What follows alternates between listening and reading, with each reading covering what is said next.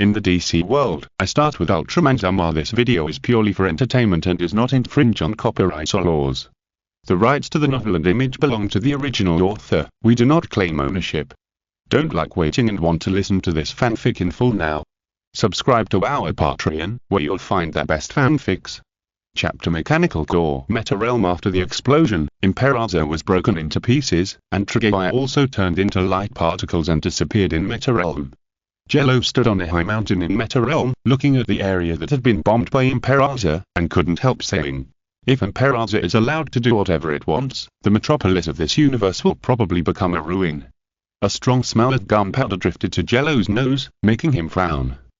Fortunately, Imperator didn't use the Wheel of Destruction on the new metropolis, otherwise, one round of attack would have turned the new metropolis into ashes.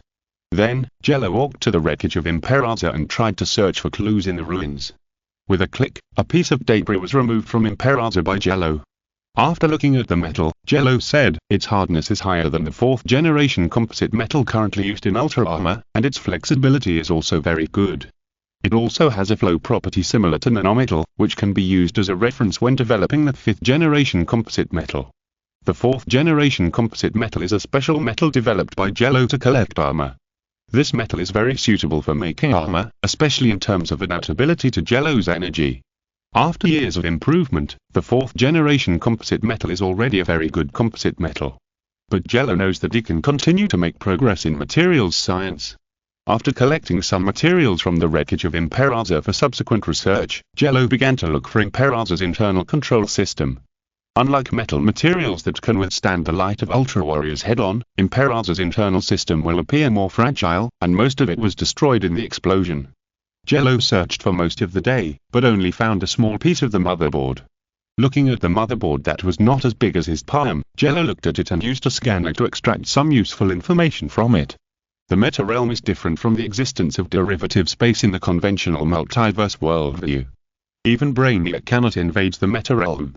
Therefore, Jello is fully confident that he will not be discovered by Brainiac. There is not much available information in this broken motherboard, but Jello also learned some things from it. It seems that Brainiac has more than just Imperator as a mechanical weapon. Jello looked at the information in the broken motherboard and a look of worry appeared on his face. In the information of the broken motherboard, Jello saw many kinds of robots. In addition to Imperator, there are also mechanical armies composed of Ace Killer, King Cow, and Imperial Robot Soldier Reginald. The number is even tens of thousands, and this is the minimum calculation. Based on Jello's understanding of Brainiac, the final number must be more than that. Seeing this, Jello's face turned black. The enemy has tens of thousands of giant mechanical weapons, and only Jello and Donna on the Earth have the ability to fight in giant form. And Brainiac may come to Earth in a few months, no, even in a few days, and the Earthlings simply don't have enough time to deal with it. It's not like Zero haven't thought about asking Injustice Batman to contact the Green Lantern Corps, but regardless of whether the Green Lantern Corps could defeat Brainiac, the question of time alone was enough to stump Zero. Faced with tens of thousands of Imperator and other mechanical weapons, the Earth was in a difficult situation this time. In order to help the Earth of the Injustice universe out of trouble, Zero's brain was working at an unimaginable speed. The brain that could rival a supercomputer could not come up with a satisfactory answer after 2 hours of calculation. The Earth's chance of winning was only 1 in 3,000, or even lower. This was Zero's final answer. After exiting the supercomputing state, Zero's red eyes showed some fatigue. In most of the futures that Zero could predict, the Earth would be destroyed by Brainiac, and only a few cities would be protected by Brainiac's collections. That was incomparable despair, and only a miracle could save everything. Even if the enemy's power was far greater than ours, so what? Aren't they Ultramen, the light of hope that turns the impossible into the possible? At this time, Jello put away the fatigue in his eyes. He couldn't let outsiders find out. After tidying up his clothes, he left the meta realm. New Metropolis. After the Live Giant and the Invincible Iron God disappeared, many citizens stayed to watch. They looked at the place where the Light Giant and the Invincible Iron God disappeared, and their hearts were full of confusion. Where did the Light Giant take the robot? This question appeared in the minds of many people. Jello appeared in the crowd, and he used telepathy to contact Jay, who was far away in the Arctic. Jay, you and Batman come to see me, I have something to tell you. At the same time, in the vast universe, Brainiac, who was riding in a skull-shaped spaceship, had a flash of purple light in his eyes. Has the Imperator I sent to Earth lost contact? Could it be that the life on that planet has weapons to defeat Imperator? Is it the power of the Kryptonian? No, that's not right. They are now very afraid of the power of the Kryptonians. In other words, a very interesting life helped them defeat Imperator. Interesting, really interesting. Brainiac was praising Zero's power. The damage to an Imperator alone could not stop the cosmic overlord. After a while, several more mechanical weapons in the hangar of the skeleton spacecraft received orders. But these mechanical weapons were not the mechanical weapons that Zero saw in the broken motherboard. It seemed that Brainiac had many more mechanical weapons. We can't let such a beautiful and unique life waste its good time. As he spoke, Brainiac flicked his palm, and balls of black and red energy surged in his palm. When Brainiac used this energy, a teenager in a parallel universe seemed to notice something. Exclamation mark, exclamation mark, exclamation mark. The young man sat up suddenly as if frightened, and did not pay any attention to the call of his girlfriend beside him, because he seemed to see a terrifying figure wreaking havoc on the earth. Jirai, what's wrong with you? The girl with blonde shoulder-length hair and an extremely proud figure gently pushed her boyfriend. After about half a minute, her boyfriend slowly replied. No, nothing. Listening to Jirai's tone, the girl felt as if something was going to happen. Looking back at the Injustice universe, in the Fortress of Solitude, Jero was exchanging information with Jay and Injustice Batman. After hearing that Brainiac had tens of thousands of super mechanical weapons, Injustice Batman and Jero fell silent. Gridman, Injustice Universe North Pole Fortress of Solitude. When hearing that Brainiac has a large army of machines, and each of them may be as powerful as Imperator, even Injustice Batman was moved. One mechanical weapon has the power to destroy a new metropolis, if it appears in formation, Injustice Batman whispered. According to Injustice Batman's calculations, if Zero hadn't taken action today, the new metropolis that humans had worked so hard to build would have turned into ruins. Jay took over with a heavy face. I'm afraid the entire Earth will suffer. In terms of bionics, the mechanical body lock the 10th is very good, allowing Jay to make all the expressions that humans can do. In order to ensure Jay's daily life, Zero also added a regular mode. After activating this mode, Jay's armor and hand cannon will be hidden. You're right, Brainiac is a global crisis.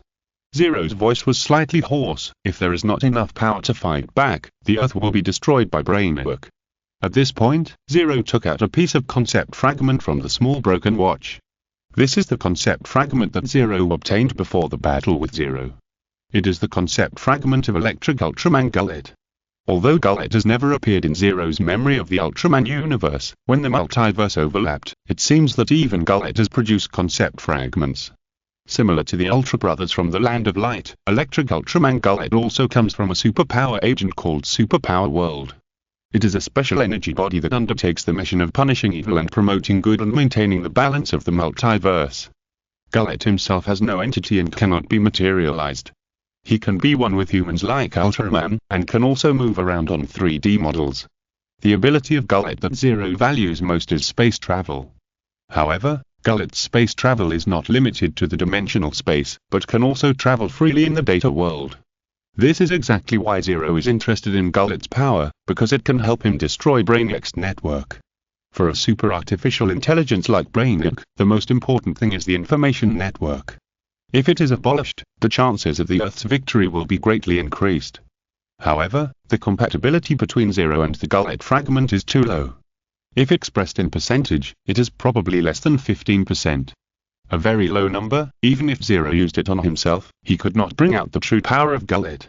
At present, in order to fight Brainiac, Zero took it out to see if Jay and the Gullet fragment would be compatible. When Zero just took out the Gullet fragment, this fragment with special power emitted a bright light, which means that the Gullet fragment has met the right owner, Jay. Looking at the concept fragment with the tip facing him, Jay felt a call in his ears. He looked up at Zero and asked, "What is this?" "This is something that can help us defeat Brainiac," Zero replied. The Injustice Batman standing aside was skeptical about this matter. "You mean this thing can help us defeat Brainiac?" "Yes." Jello nodded and explained. "This fragment contains a power that can turn people into data bodies, but I can't use it, so you need me to use this power for you." Jay took over with a smile. He stretched out his right hand and motioned Jello to give him the Gullet fragment. If you believe in me, lend me this power. Use this power well. Seeing this, Jello used his telekinesis to drag the gullet fragment in his palm and it flew towards Jay. This was the performance of the concept fragment choosing the suitable person on its own. With a whoosh, the gullet fragment flew into Jay's mechanical body. The power of the gullet fragment is special. Compared with carbon-based life or silicon-based life, this fragment is more inclined to data life. This is also the reason why Jello and the gullet fragment don't get along. As for the word suitable, it is Jello's simplified name for the owner who is suitable for integrating into the concept fragment. As soon as he entered Jay's body, he felt that this mechanical body had undergone a second change. Not only the body, but even the soul had changed. In that moment, Jay even felt that his 5 senses were moving away from him, which made him a little panicked, but when that moment was over, Jay found that his senses had become better. If the feeling before was still brought to him by the bionic mechanical structure, then now, Jay seemed to have gained the feeling of his life, and it was even 3 times stronger. Although Lock the 10th did not have bionic breathing, it was strange, but Jay still took a deep breath. As Jay exhaled this breath, the cooling system of his body began to work, and a group of white steam floated out from his head, like green smoke straight into the sky. Jay only felt a green data stream flashing in front of his eyes, and how to use the new power flooded into his mind. Then, he reached out to a certain electronic machine in the distance. It was obviously a mechanical body without the ability to connect to the internet, but it took over the machine in the next second. Seeing Jay controlling the machine to do fancy flying, Jello's face also showed joy. It seems that this power is very suitable for you. The strength of the original electric Superman gullet is a question mark, because gullet's combat power is linked to the performance of the computer. The worse the computer performance, the worse gullet's strength, and vice versa, gullet will become stronger. The computer that the original gullet relied on during the battle cannot be said to be excellent. It can only be said that it was successful if it did not explode. It can be said that gullet won every battle with difficulty. In Lock the 10th, there is a supercomputer that Jello imitated from Oya, which is also a super artificial intelligence, and its computing power is also very terrifying. With the blessing of such computing power, Jay, who obtained the gullet fragment, can naturally exert all his strength. It's amazing, I can feel that the world seems to have changed in my eyes. Jay said, looking at his palm. At this time, Jello poured cold water on Jay. Don't be too excited. Even if you get this fragment, you're only at the first stage. You may still be a little short of cutting off the connection between Brainiac and his mechanical army. Hearing this, Jay immediately gave up all his pride. Yes, even so, the gap between their combat power and Brainiac was still terrifying. His imperceptible improvement was just like throwing a stone into the sea. Zimbayaka now. Brainiac is a cosmic enemy, and the power of the Earth may be unable to match him. Injustice Universe North Pole Fortress of Solitude. After the ownership of the gullet fragment was resolved, Zero made a request to Injustice Batman.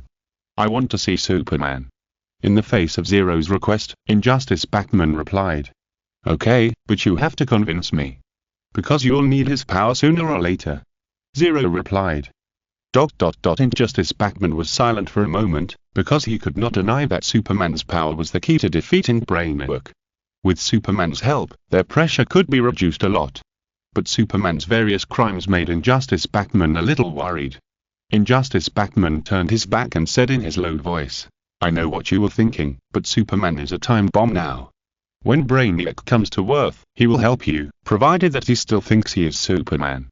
Zero walked to Injustice Batman and looked at Injustice Batman with his red eyes calmly. Injustice Batman nodded. Okay, I'll take you to see him, and I'll give you space to get along.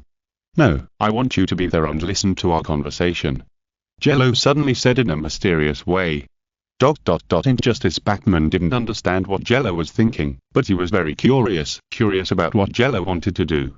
Stryker Island, the most advanced prison in history, will only be used to imprison a few people, the few people who are the core of Superman's regime. The most core cell area is used to imprison one person, the strongest Superman on Earth. Red Sun Prison, this is the first line of defense. Its internal area is only 70 square meters, and the outer perimeter is a 360-degree observable glass with no privacy at all. Whether the prisoners are reading newspapers, changing clothes, eating, or defecating, they will be captured by surveillance cameras. And there is not even a cellmate to talk to here. If an ordinary person lives here, I'm afraid you will go crazy in 2 days. Above and below are all empty holes, and there is only one way to get here. Some time ago, that road was activated. A commando team famous for suicide operations led by a fearless warrior rushed into this place, but was blocked in the end. Today, this road was activated again. Seeing the passage open with his own eyes, two figures with backlights came over. Injustice Superman, who was just reading an outdated newspaper, raised his head. Under the red sun radiation, the physical fitness of Kryptonians is not much different from that of Earthlings. If a Kryptonian who is used to the yellow sun radiation is first exposed to the red sun radiation, he will feel uncomfortable. At the beginning, Injustice Superman felt uncomfortable, but now he has become accustomed to this kind of life, just like his Kryptonian ancestors. Even without supervision, Injustice Superman can still guess who one of them is. Injustice Superman was too lazy to put down the newspaper in his hand. He said without even moving his head, "Bruce, if you want to laugh at me, you can come earlier." When the voice fell, Injustice Batman also walked in front of Injustice Superman. Looking at his partner who had already fallen, Injustice Batman felt a pain like a knife cutting his heart. Injustice Batman, who had long been accustomed to this kind of pain, did not show it. He gently pressed one hand on the glass and said softly, "Clerk, someone wants to talk to you." "Talk? What are you talking about?" "Talk, it's too late." When Injustice Batman spoke, Injustice Chaos still had a little hope in his heart, but things had developed to this point, and there was no room for maneuver. At the end of his words, Injustice Chaos punched the glass, making a dull bang sound. Because his superpowers were suppressed, Injustice Chaos felt pain when he punched, and his eyes were like a lion that wanted to tear the enemy to pieces. "Let me do it." At this time, a voice sounded behind Injustice Batman, and then Jello appeared in front of Injustice Chaos. Looking at the familiar face, Injustice Chaos couldn't help but mutter a few words. Too much alike, too much alike. As soon as he saw Jello's face, Injustice thought of his brother, the brother who died tragically in his hands just like his wife and children. That was a day that Injustice could never let go of. Even if he killed the culprit, the anger in his heart could not be extinguished. Thinking of this, Injustice glared at Injustice Batman with murderous eyes and shouted, "You made a clone of him. Bruce, you have changed. I don't even recognize you." "I didn't make a clone of him." Injustice Batman took his hand away from the glass and replied in a flat tone, "Also, you changed first. If it's not his clone, could it be an isotope?" Injustice looked at Jello with a suspicious look. At first glance, Jello is very similar to J.A. in the past, but Jello's temperament will be more sharp, while J.A. will be more gentle. Jello nodded and said, "He and I are indeed in the same position. My name is Jello Kent, and I also have a brother named Clark Kent." "Is that so?" Injustice seemed to calm down. He even asked Jello, "How is the situation over there? That lunatic who should be torn into pieces, he didn't succeed. Little Joe and Lois are living happily." Jello, who knew what Injustice was talking about, interrupted him directly. After knowing this, Injustice suddenly laughed. Even through a layer of glass, Jello and Injustice Batman felt that the laughter was very shocking. At a certain moment, Injustice Batman even felt that Injustice had regained his superpowers. Injustice laughed for about 3 or 4 minutes. If it were an ordinary human, he would have felt a stomachache long ago, but he lowered his head and his voice became low. "Okay, ask whatever you want to know. The bat next to you shouldn't have given you much time, right? I want to know, if Brainiac attacks the Earth, will you still fight?" Jello asked the question. "Brainiac?" Injustice caught the word. He raised his head, his eyes showed undisguised hatred, he gritted his teeth and said viciously, "Where is he? I want to avenge the destruction of Krypton. Brainiac will soon arrive on Earth, we even found his spies." Injustice Batman said. Hearing this, Injustice's face darkened. He looked at Injustice Batman and said coldly, "Bruce, you can't defeat Brainiac. Brainiac is a demon wandering in the universe. You can't defeat him just by relying on the power of the Earth. Let me out." Batman. Injustice Universe Lighthouse Country Strikers Island. When Injustice Superhero heard what he said, Injustice Batman hesitated for a while, but finally he said firmly, "Impossible, at least not now. Do you have to wait until it's too late?" "Bruce." Injustice Superhero roared, and he angrily slapped the glass, making a thumping sound again and again. Listening to the roar and thumping in his ears, Injustice Batman's heart remained calm. Injustice Batman and Injustice Superman are two extremes. At the end of the plot of Injustice League 1, the two of them went in two directions at the same time, rationality and instinct. Absolute rationality allowed Injustice Batman to choose not to take the last step even when he lost Dick, Jason, Tim, and Alfred one after another. The creed of not killing is engraved in the deepest part of Injustice Batman's soul, and rationality belongs to Injustice Batman. After losing his wife and children and being guided by people with ill intentions, Injustice Superman went to another extreme, and the instinctive idea of wanting to kill criminals to maintain peace occupied all of Injustice Superman. Driven by this instinct, Injustice Superman even killed Shazam, who had just had an argument with him. If the supercriminal deserved to die, then what about Shazam? Did this young man who was not even 20 years old after the transformation also deserve to die? No, he was just an innocent life killed by the crazy Injustice Superman. Years of prison life did not change all this. For Injustice Superman, Injustice Batman's principle of not killing was simply unacceptable. Instinct and rationality, these are the two extremes of Injustice Superman and Injustice Batman. I will find a way to defeat Brainiac, Injustice Batman said calmly. And it was Injustice Batman's calmness that caused Injustice Superman's anger to erupt like a volcanic eruption. Enough. Bruce. I have bored your preaching. Now, immediately, let me out. That's my battle. You have no chance of winning against Brainiac. Injustice Superman roared, like an enraged lion, eager to defend his territory.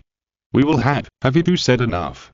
Seeing that Injustice Superman and Injustice Batman were about to quarrel, Jello directly used a loud shout to scare the two. Jello's chest was slightly heaving, and he calmed down with a deep breath, and then scolded the two.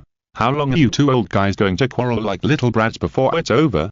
I'm so angry just listening to it. Injustice Superman's face sank slightly after being interrupted by Jello.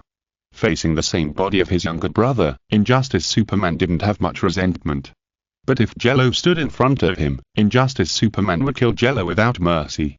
Just like killing Billy Batson, these blood-stained hands didn't care about one more life. I suggest you don't care too much, kid. This is a matter between us. You, shut up. You idiot who cut off your curly hair and brains together. Before Injustice Superman finished speaking, Jello said something that made Injustice Superman confused. What does curly hair have to do with brains? Injustice didn't understand, but before he could come to his senses, Jello's overwhelming scolding pierced his ears. You idiot with 2 kilograms of kryptonite in your head, you are not qualified to stand here and teach me a lesson. The one who is qualified to teach me is the Superman who fights for truth, justice and a better tomorrow, not a complete dictator. And, do you think you can defeat Brainiac? I tell you, it's impossible. Brainiac now has a super army, and every soldier can destroy a large city like Metropolis. You can't even get through the defensive field of Brainiac's spaceship. It seems that these years of prison life have not changed you at all. You are still a coward. Jello's scolding made Injustice unable to say anything. He clenched his fists and wanted to say something to refute Jello. But Injustice thought carefully and found that Jello seemed to be telling the truth. At this time, the angry Jello suddenly set his sights on Injustice Batman, pointed at him angrily and said, "And you, Batman? You are more stubborn than a donkey. You did something that destroyed friendship when your friends needed help and comfort the most. You made the wrong choice at the wrong time and in the wrong place." Recalling everything that had happened in the Injustice universe, Jello felt that the anger in his heart was like a torrent of water. What he said before was just the tip of the iceberg. About half an hour later, Jello stopped his attack. Injustice Super and Injustice Batman, who was scolded to death, fell into silence. After a long while, Jello's eyes stayed on the two of them for a while, and then said, "What? Do you want me to continue? That's enough, don't say any more." Injustice Super's tone was low, and his voice seemed to have a unique attraction, just like a black hole in the depths of the universe. Injustice Super lowered his head, and Jello and Injustice Batman couldn't see his face clearly, and could only hear Injustice Super's low murmur. "You're right, I'm indeed a complete dictator, but I will not regret anything I have done. That is what they deserve." Seeing that Injustice was still unmoved, Jello questioned Injustice in a louder tone than before. "Including Billy Batson? Answer me. You dictator. Billy Batson is a traitor. He deserves to die." Injustice retorted with a red neck. He raised his head suddenly, and Jello and Injustice Batman were able to see those eyes. Those were eyes full of madness, rage, and even all the words in human language that can be used to describe the devil. Looking at Injustice on the road to madness, Jello even had the idea of hitting him hard. If I could have come earlier, then all the tragedies might not have happened, right? Such an idea came to Jello's mind. But what has happened cannot be changed, and rashly changing the timeline will only bring disaster. Jello, who didn't want to pay attention to Injustice anymore, turned his back and said a few words to Injustice before leaving. In my past, my brother also experienced a similar incident. He thought I had left him forever, and he almost lost control at the time. What happened next? I couldn't help but ask. He was different from you. He controlled himself and waited for my return with the comfort of his friends. Reverse Flash, Injustice Universe, Lighthouse Country, Striker Island in the cell. Zero left without looking back after saying that. At this point, even if Injustice Super and Injustice Batman were fools, they should have heard the hidden meaning of Zero's words. Injustice Super looked at the direction where Zero left, and his fists could not stop clenching. It seems that the past can't be hidden from this visitor from another world. Injustice Batman said as if he hadn't heard anything, and he was very dissatisfied with us in the past. I don't need others to point fingers at me when I do things. Injustice Super said angrily. Looking at Injustice Super, who was once again ignited with anger, Injustice Batman seemed to have expected it long ago. No, you need someone to guide you, clerk. What? Now it's your turn to teach me. Injustice Super snorted coldly. Looking at his former friend, Injustice Batman also turned around. No, at least not now. After saying such an ambiguous sentence, Injustice Batman also left the cell. Watching Batman walking away, Injustice Batman hammered the glass wall of the cell again, trying to keep him. Come back, Bruce. This is my fight. You need me. Bruce. Bruce. Bruce. However, Injustice Batman left as if he hadn't heard him, without even turning his head. 10 minutes later, outside the cell where Superman was imprisoned, a demonstration of dozens of people was venting their demands. Release Superman, the world cannot live without Superman. These people are all die-hard supporters of Superman's regime. From some perspectives, Superman's regime is not without drawbacks. At least he can guarantee the safety of most people in the short term. But in the long run, this behavior of completely relying on Superman for peace is no different from courting death. The foundation of Superman's regime is Superman. Injustice Superman's words and deeds will have a direct impact on the entire Earth civilization until the Earth is completely destroyed. In the monitoring room, Jello was looking at the group of people holding signs, and at this time, Injustice Batman just walked behind him. Did you get what you wanted? Injustice Batman asked Jello. Jello was still watching what was happening on the screen, speaking ambiguously. Yes, but also no. It seems the thing is not important to you. Injustice Batman answered while taking the opportunity to approach Jello. Jello still did not turn around, and heard the voice of Injustice Batman approaching him step by step. Yeah, it would be better if we could get it earlier, right? You're right, Batman. Jello replied. At this time, Injustice Batman just walked behind Jello, and he quietly raised his right hand, which began to blur due to the high-speed movement, ready to stack Jello's back, trying to kill Jello with one blow. Die. Little devil. At this moment, Injustice Batman seemed to have seen the scene of Jello's death.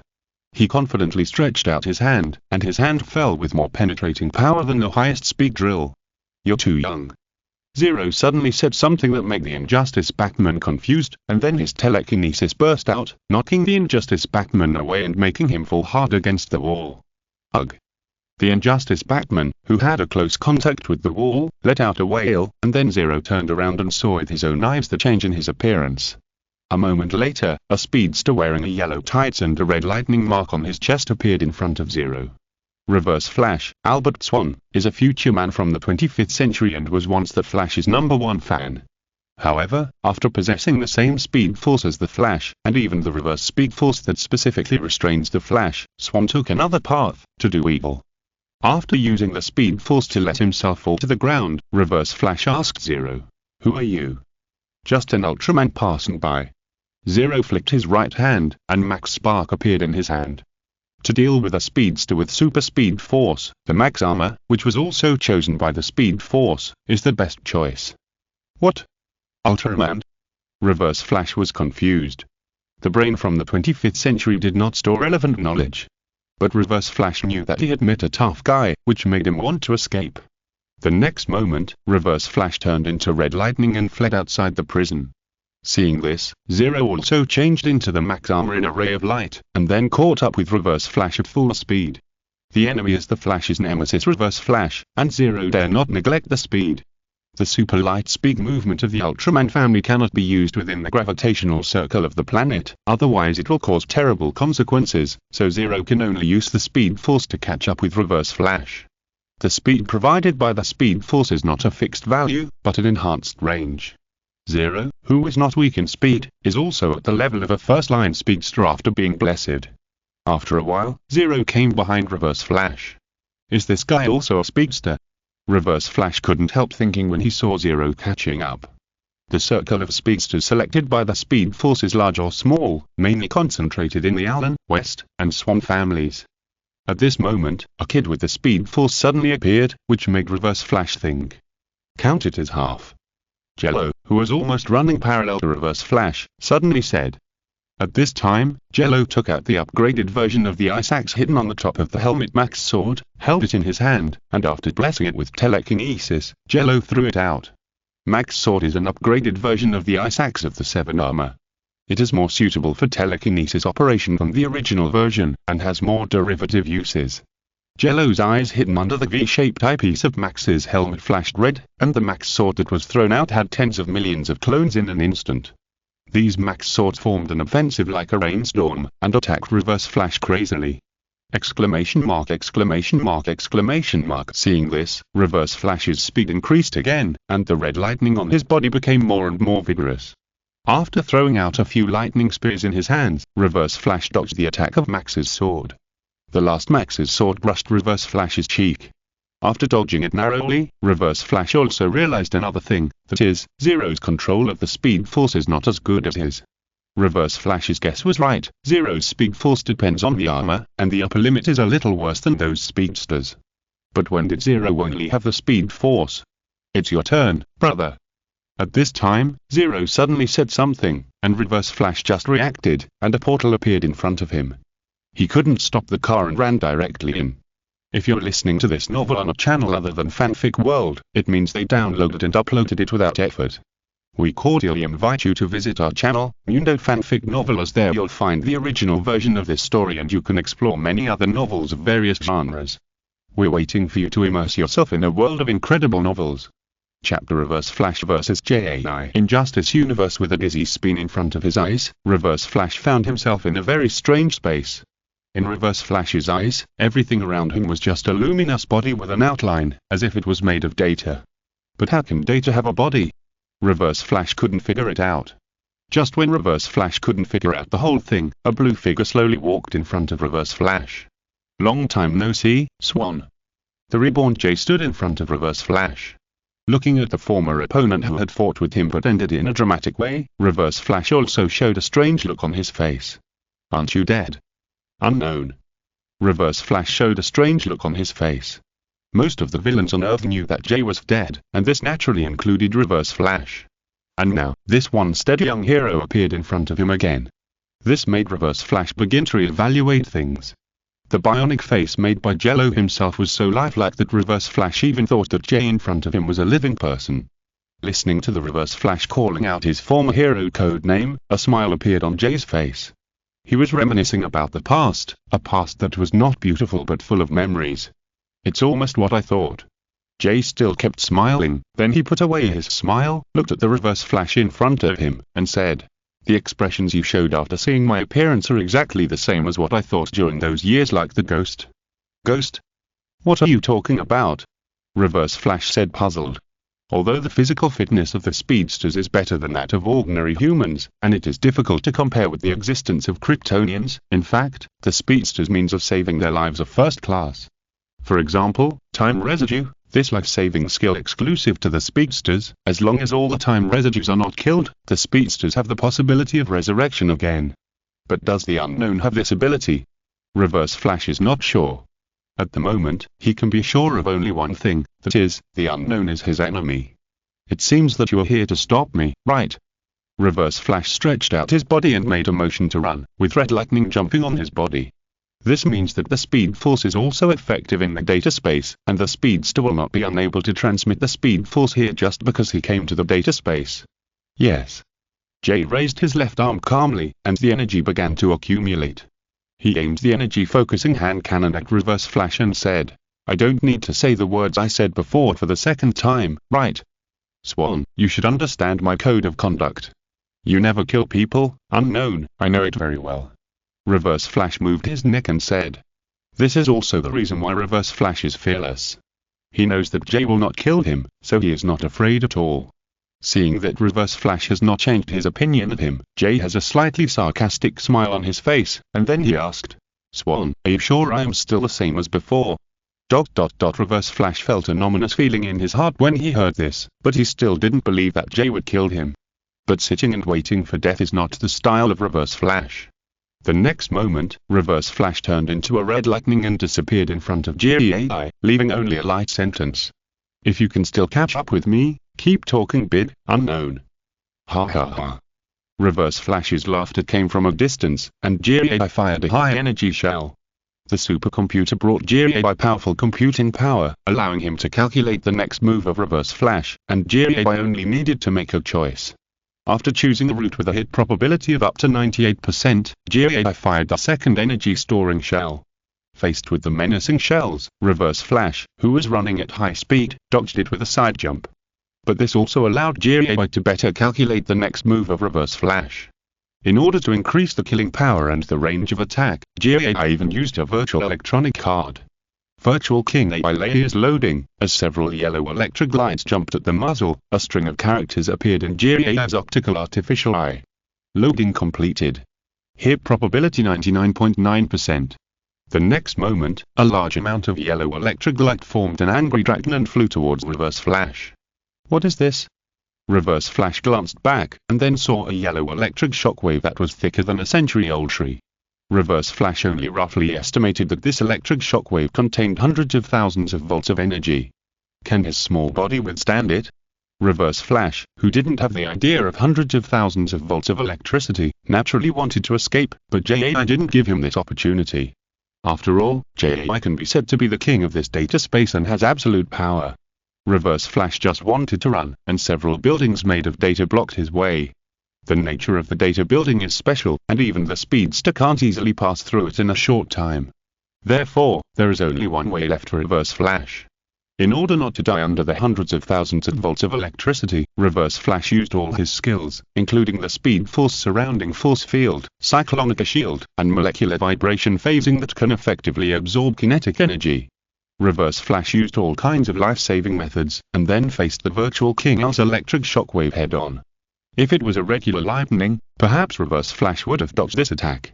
But the Virtual King's electric shockwave is not ordinary, and its microstructure is very different from natural lightning. Therefore, even if Reverse Flash tried his best to dodge, he could not avoid all the attacks. The electric current, which was no longer fatal, passed through Reverse Flash's body, causing him to fall into a state of stiffness. Knowing that the speedster can get rid of negative states very quickly, Jay knew that he had to seize the time, so he activated one of the strongest weapons of Lock the 10th. Jay's energy-focused hand cannon turned into a normal left hand, and then Jay passed his right hand across his chest and raised it, then moved his hands to the left and drew a circle on the ground with his left foot, and blue data light surged on his body. Zonatin Ray. Charging completed. As the system prompt appeared, Jay also released a blue X-shaped ray full of data light towards Reverse Flash. It was only then that Reverse Flash realized that Jay was not joking when he said before the battle, "Swan, are you sure I'm still the same as before?"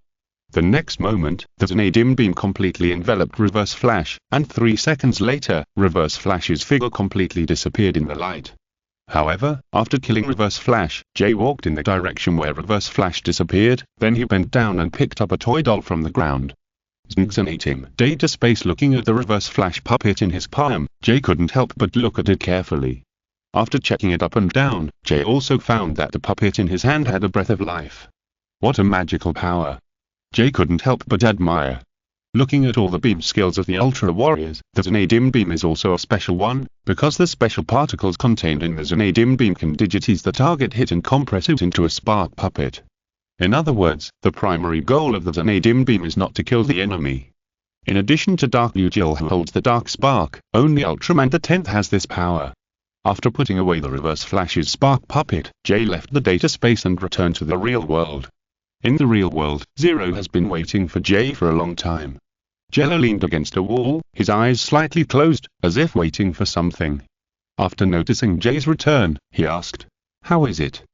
Is this body still working well?" "Very good." Jay nodded with a smile, then clenched his right fist and replied, "This body is very suitable for exerting my power, 100 times better than when I was alive." After his death, Jay was resurrected as a data ghost. Over the years, he has been studying his own power, but he has no suitable body to exert his power. Otherwise, he can also went to the second stage like Jello. With the experience of that time, Jay's strength after regaining his body naturally improved by leaps and bounds, like riding a rocket. It's your experience that works. Jello said to Jay, "You can get stronger, brother." "Can I get stronger?" Jay loosened his right fist and looked down at the palm of his hand. He is much stronger now than before. Seeing Jay, who had gained motivation, Jello patted him on the shoulder and said, "Okay, let's go back to the Fortress of Solitude to prepare for the battle. The next battle will be difficult." At the same time, in Kandak, a small country located between Egypt and Israel, ambitious people are plotting something. The whole country has been cast under the spell of Black Adam, making it impossible for technological satellites to detect the real situation inside Kandak. Even if the satellite forcibly takes pictures, it will only get blurry photos. Even Batman finds it difficult to get the information he wants. It is with this reliance that Injustice Woman and Black Adam dare to plan the action to save Injustice Superman. The sun in Kandak is very scorching in this season. Even residents without religious beliefs have to tie themselves with thick strips of cloth when they go out to ensure that they will not be burned by the sun.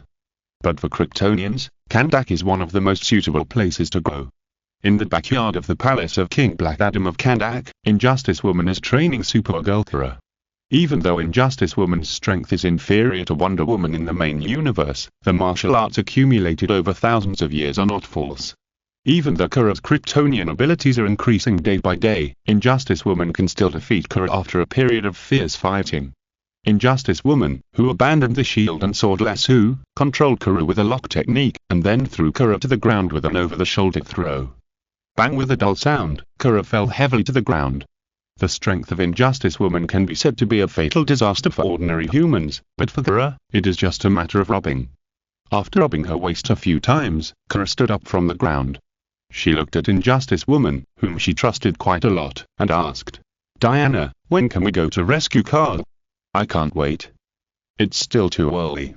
Injustice Woman shook her head and said, "You are not ready now." "But you keep saying this." Kara frowned and said unhappily. At this time, Kara remembered what Zero said to her. "Question everything you see and hear, Kara-Zar-El, and think after you question it. When you have thoroughly come up with the true answer, come back to see me." Kara recalled these words again, as if the person who said them was right beside her ear. Kara's life experience was not rich, and it could even be said to be short. Her actual mental age was also less than 18 years old. But even so, Kara knew that what Jello said was to make her beware of something. But who was he trying to beware of? Was it Diana? Or Adam? For a moment, Kara's thoughts became very messy. Injustice Woman noticed Kara's abnormality and immediately asked, "Kara, what's wrong with you? Are you worried?" Nothing. Kara waved her hands quickly, indicating that she was fine. But how could this be hidden from Injustice Woman, a 1,000-year-old fox? Injustice Woman did not openly fight with Kara, but just said in a comforting tone, "Kara, if you have any troubles, you can tell me. If you feel too tired from training, then today's training is over. I will come to see you tomorrow. Goodbye." With gentle words on her lips, Injustice Woman walked out after scaring Kara. Not long after walking, Injustice Woman met Black Adam. Because she was worried that Kara would hear something she shouldn't hear, Injustice Woman did not say it directly. She winked at Black Adam, who understood and snapped his fingers to create a soundproof space. Although Black Adam and Shazam's fighting styles are more like warriors than each other, they are actually thorough mages. Just creating a soundproof space is a very easy thing for Black Adam.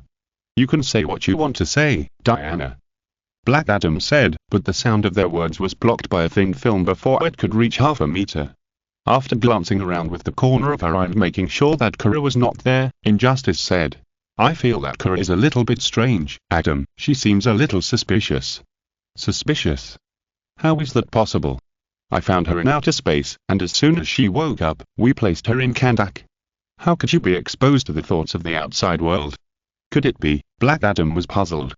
At this time, he remembered the incident of Amadou, when Kara ran to the moon while they were not paying attention and communicated with a Kryptonian. Her thoughts have shown signs of being uncontrollable. Injustice said coldly, we have to speed up the plan, Adam. Only Kryptonians can deal with Kryptonians, and after we have the strongest Kryptonian, we will no longer need this waste. Gerardo. Injustice Universe.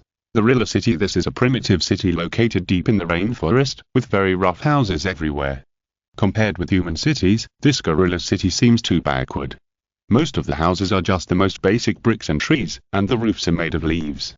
Only a few houses can be constructed of bricks and stones, such as the blacksmith shop that produces weapons and armor, and the palace where the Gorilla King lives. Here is the gorilla city ruled by gorillas. This group of gorillas, who claim to be as intelligent as humans, have established their own civilization in the depths of the rainforest. But unfortunately, this group of gorillas has not yet learned the essence of human civilization, but has first learned the deepest meanness of human civilization. At this time, the gorilla palace is full of blood. The gorilla Grodd, who was once used as an experiment by human scientists and was full of resentment towards all humans, is taking his loyal men to seize power. Faced with Grodd's sudden attack, the Gorilla King, who is about to become the former ruler, is making a last-ditch effort with his men. However, the weapons of Grodd's side were far superior to those of the Gorilla King. Roar. Grodd. You traitor, you chose humans. The Gorilla King, who believed that Grodd had obtained these high-quality weapons by relying on humans, was furious. He clenched his fists, which could lift a small car, and swung them at his former lieutenant. Facing the furious Gorilla King, Grodd had no choice but to retreat. Grodd fought and retreated, and while fighting back, he answered the Gorilla King. No, my king, I will never stand by the side of humans, but I have to lead the tribe to make the right choice. As soon as the voice fell, Grodd's eyes burst into purple light. What is this? The Gorilla King was shocked. He was pierced by the sudden purple light and temporarily lost his vision. Taking advantage of this time, Grodd punched the Gorilla King repeatedly. Bang, bang, bang. Grodd's fists, which were bigger than sandbags, repeatedly fell on the Gorilla King. Even though that Gorilla King's physique was far superior to that of ordinary gorillas, he vomited blood and finally fell to the ground. Looking at the Gorilla King lying on the ground, Grodd, who was wearing exquisite metal armor, slowly approached and uttered a few words. You're old. Jared, what do you want to do? The Gorilla King was still struggling to get up, but Grodd's attack just now had broken its most important spine. Even if it didn't die now, it would have to sit in a wheelchair for the rest of its life, if there was a wheelchair for gorillas. Looking at the dying Gorilla King, Grodd said coldly, I want to do the right thing, I want to do great things. But I only see a madman who wants to lead the tribe into the abyss. The Gorilla King said with difficulty. As soon as he finished speaking, he vomited blood again. That's just because you are too pedantic, my king. You haven't seen the vast universe yet. Believe me, if you can see the truth, you'll definitely make the same choice as me. Grodd raised his head and looked at the sky with his eyes flashing purple. It was a sunny and cloudless sky, but the sky in Grodd's eyes was a different scene. This is the truth of the universe. Grodd suddenly shouted. Then, Grodd, who came to his senses, picked up a spear, raised it and pointed it at the Gorilla King. Looking at the old king who had led the Gorilla City for several years, Grodd whispered, Goodbye, my king. The next moment, a puff sound of flesh was heard, and the Gorilla King died in Grodd's hands. With the death of the king, the coup d'etat among the gorillas came to an end. All the gorillas who stood on the side of the Gorilla King were executed by Grodd. Although Grodd hated humans, he also understood that the humans' practice of cutting the grass without leaving any roots was exactly what it needed. Grodd watched the death of more than a dozen of his compatriots with cold eyes, but he did not feel a trace of emotion in his heart. After the execution, Grodd returned to the throne that once belonged to the Gorilla King. Sitting on the uncomfortable throne, Grodd closed his eyes and began to talk to his master. It seems that you have completed the trial, Brainiac's voice sounded in Grodd's ears. Yes, I hope you can abide by the agreement and give me stronger power, Grodd said from the bottom of his heart. Since you want it, then I will give it to you. The next moment, a black and red light appeared on Grodd's body, and his overall size began to grow. If the previous Grodd was at most 3 or 4 meters, then the current Grodd would probably be 5 or 6 meters. But this sudden increase in size did not last long. After a few minutes, Grob returned to his original size. Although his size returned to his original size, Grob could feel that his body was filled with powerful strength. At this time, Grob felt that he could bend steel with one hand, run to catch up with the train, and jump more than 10 meters high. He has become a Superman. Just as Grob was about to roar with excitement, he noticed a strange object in his right hand. This was a ritual object similar to the hilt of a sword, and the whole body seemed to be carved from purple crystal, exuding a unique charm under the light in the palace. Looking at the ritual object in his hand, Grob almost lost his mind, and it came back to his senses after a long time. At this moment, Grob had already understood the name and use of the ritual object in his hand. He slightly pinched the ritual object on the hilt of the sword in his hand, and the ritual object became a size suitable for the gorilla to grasp. Dark virtual sparks. Grob looked at the object in the palm of his right hand, and then he looked at his left hand. In the palm of Grob's left hand, there was an object similar to a doll, which looked quite delicate and lifelike, and looked different from the toys produced on the assembly line. It was a mechanical doll covered with silver fragments, with a cannon on its left arm and a steel clamp on its right arm. However, Brainiac's gift was not just that. A moment later, more dolls and dark virtual sparks were teleported to Grob.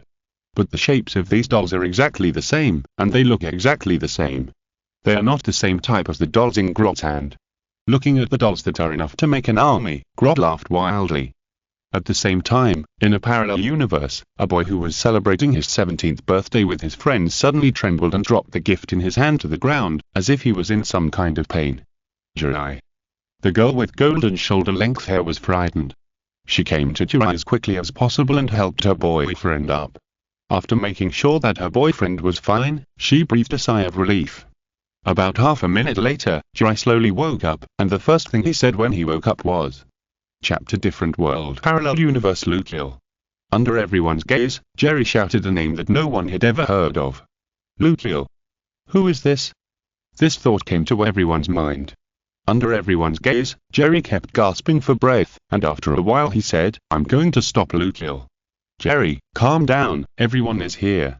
Jerry's brother walked to his side, put his broad palm on his shoulder, trying to calm Jerry down. Jerry began to gasp again. "No, brother, I must stop Dark Luke." Jerry seemed to be watched by some kind of fate, and he had to stop the mysterious Dark Luke no matter what. Seeing this, Jerry's brother gently patted Jerry's shoulder and comforted him. "Let's calm down and sort things out first, okay? Whether the Luke you mentioned exists or not, let's sit down and make a long-term plan, okay? Okay, brother." With the comfort of his brother, Jerry obviously calmed down. Then, the world's strongest superhero looked around, circled around his relatives and friends, gave his partner a look, and then left the party with his brother. With the departure of the birthday boy, the birthday party ended. The two brothers came to the rooftop of a tall building. The cold wind blew on Jerry's face, making his brain calm down. "Can you tell me now, what is the origin of the enemy called Jill?" The man in the red plaid shirt sat down with Jerry on the edge of the rooftop. The two brothers were not worried about falling from a height. "Yeah." Jerry nodded, and then told the origin of Jill. Dark Jill is a giant representing shadow. He believes that life should remain still forever, creating a world without hatred, struggle, and sadness forever. This idea reminds me of an enemy. The man pondered. Once, he also dealt with an enemy who wanted to control all cosmic civilizations in one era. Of course, the hero defeated the enemy in the end. But the Dark Luke that Jerry mentioned was a little different from the enemies they'd fought before. Brainiac. I've seen relevant files in the Justice League database before, Jerry said, scratching his head. Hearing this, the man glanced at his brother and said embarrassedly, "But I remember that the information related to Brainiac requires the highest authority, right?" "Wait, whose authority did you steal?" "No, don't worry, it's not your authority." Jerry stuck out his tongue and said playfully, "It's Green Lantern's."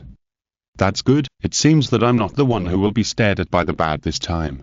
The man smiled slightly, and then changed the subject. "Then how did you know this guy Dark Luke?" "I can't say, it's like I knew this name from the beginning," Jerry said after shrugging his shoulders. Seeing this, the man turned his eyes to his brother. "It seems to be related to the gem you touched before." "It should be." Jerry nodded and replied, "After all, before I touched the gem, I was a superhuman with some fire superpowers, and it is impossible for me to become as strong as I am now. So, the gem you touched is related to the blue Jill. The man began to speculate on the origin of Jerry's power. If dark blue Jill is shadow, then the power in me is light. Jerry replied. While speaking, Jerry took out something similar to the hilt from his arms. Looking at the hilt full of mechanical feeling, Jerry felt that his weapon had changed a little. Brother, look at my galaxy spark, is it a little different? Jerry brought the galaxy spark to his brother, wanting him to see it. Looking at the galaxy spark, the man did not find anything wrong. He shook his head and said, there is no difference. Maybe only you can see the difference of the galaxy spark. Is that so? Jerry said in a deep voice. At this time, Jerry seemed to appear in front of his eyes.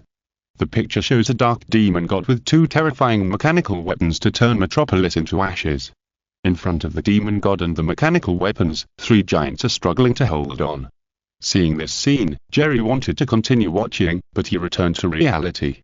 What was that just now? Jerry asked in confusion. Although Jerry was confused at this time, he was more determined to stop Lukiel. Even if that was not his world, so what? He, the Galaxy Knight, would not sit idly by and watch all the injustice happen. Brother, I'm going to the parallel universe to stop Lukiel. Jerry said firmly. Seeing this, the man smiled slightly and said, okay, brother supports you, but you have to convince Flash and the others. No problem. Jerry said firmly.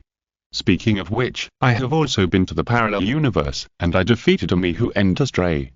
The man joked.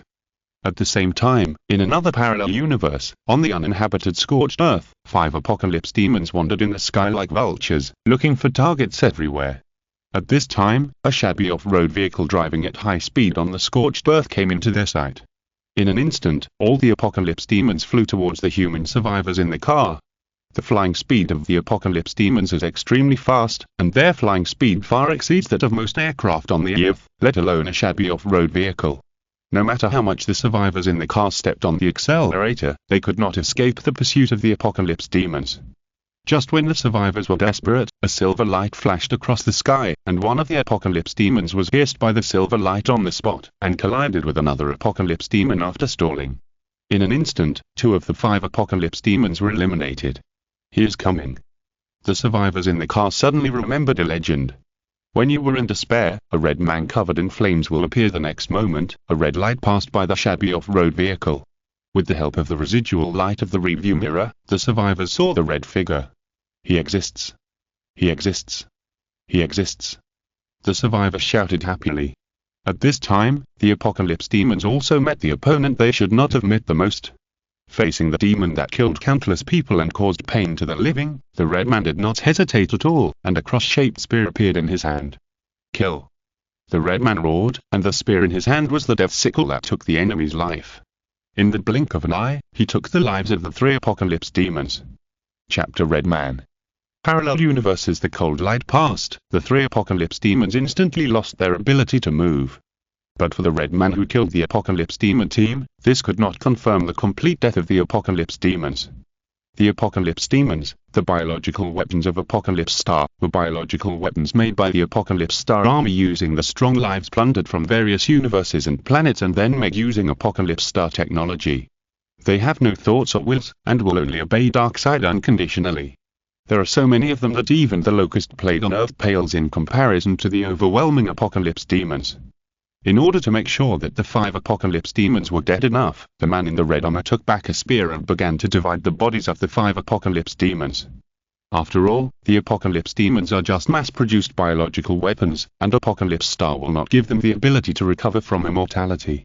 As long as their limbs and heads are cut off and their torsos are split in 2, the apocalypse demons will die completely. The man skillfully used a cross spear to dismember the apocalypse demon. Each of his movements was just right, as if he had done it thousands of times. After a few minutes, the man had cleaned up the bodies of the apocalypse demons. Even though the strange blood of the apocalypse demons dripped on his helmet, the man remained unmoved. Leaving behind that biological tissues that were of little use, the man in red armor took away the most valuable metal armor on the apocalypse demon. In this doomsday world, metal is the most valuable thing, especially the metal armor on the apocalypse demon, which is even more priceless. Come back, Jerry, they will soon find your location.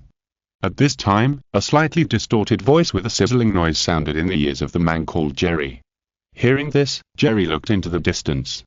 In the sky dozens of kilometers away, Jerry saw the figure he least wanted to see in his life. "I'll be back soon. Now is not the time to fight him," Jerry replied. Jerry's voice was very hoarse, as if his vocal cords had been cut by something, and it sounded like a broken accordion. Then, Jerry took all the apocalypse metals and set off on his way home. After Jerry was far away from the battle scene, a figure landed on the spot, with a big red cape fluttering behind him, his eyes glowing red, and the place where the diamond-shaped S-shaped emblem on his chest was covered by another symbol. No target was found. He escaped again. The Kryptonian who was transformed into the Apocalypse Demon said coldly. As the report of the Kryptonian who was transformed into the Apocalypse Demon ended, a voice rang in his ears. "Don't worry, my hound, we will catch him sooner or later. After all, he is the only one on this planet who can resist us." "Yes." The biological weapon treated as a dog answered, and then disappeared into the distant sky. At this time, in the underground cave 300 meters below the sea level, a large number of human survivors gathered here. Creaking, the old and decaying door made an extremely sharp and piercing sound when it moved. It was hard to imagine that this group of humans relied on this door to resist foreign enemies. The human survivors were all pale and thin, and only skin and bones were left after starvation. After hearing the sound of the door opening, their eyes lit up. Then, a figure wearing red armor, holding a large sack of supplies in his left hand and a crossbow in his right hand, walked into the base. This was a rather crudely made armor. Even the metal that made up the breastplate had not been refined. Superhumans with good eyesight could even see the splicing marks of different types of metal. It was hard to imagine that this was an armor used for combat. Under the armor was the energy core used to guide the flow of energy. However, the backward technology made the energy core very rough. If the operating power was too high, it would probably go out of control on the spot. This was armor that could not be used for combat at all. Even the Hunter Knight sword armor that Jello had made roughly in the past was much more refined than this set of armor. "Don't worry, I'm back." It was still the same broken accordion-like sound, but many survivors were not afraid, but instead had a sense of hope. Hope. The crowd made a uniform sound, but it was very weak. Even if there were many people, the sound was very small. Seeing that the survivors were so weak, Jerry signaled everyone to shut up, and found a lot of food and medical supplies from the bag of supplies and distributed them to everyone. After doing all this, Jerry brought the collected apocalypse metal to the deepest part of the base. In the deepest part of the survivor base, there is a studio with many instruments and equipment. But these instruments and equipment are already very old. "You were almost caught by him this time, Jerry." A mechanical voice sounded in the room. While manually removing the armor, Jerry answered, "That can't be helped. Even if he becomes the Apocalypse Demon, he is still himself." "I know." The mechanical voice said again. This time, there was a high-pitched female voice in her voice. She said to Jerry again, "But we can't lose you, Jerry. You're our only hope." At this time, Jerry also took off the armor on his body. He pointed at the group of things that were put together and said, "Help me improve these things. I feel that this set of armor can't keep up with me." "Okay, but the resources in the shelter are a bit scarce. It will take me some time to free up resources and time." There was a trace of sadness in the voice of this unknown artificial intelligence, which sounded quite depressed. After taking off the armor, Jerry's battle-hardened body was exposed to the air.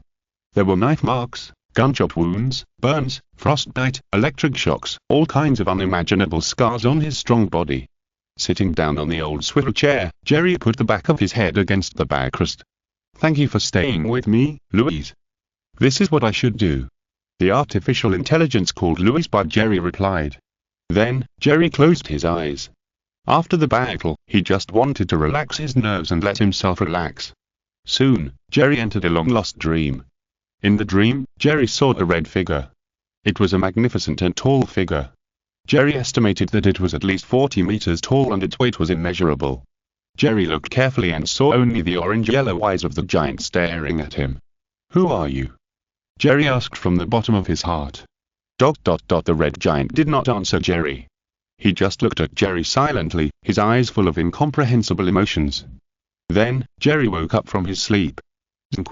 Doomsday Universe. After waking up from his sleep, Jerry quickly bit the root of his tongue. With the sweet and fishy feeling in his mouth, he realized that he was not attacked by a psychic.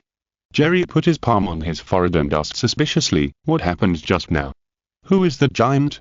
Jerry, did you have a nightmare? I just found that your pulse is a little abnormal.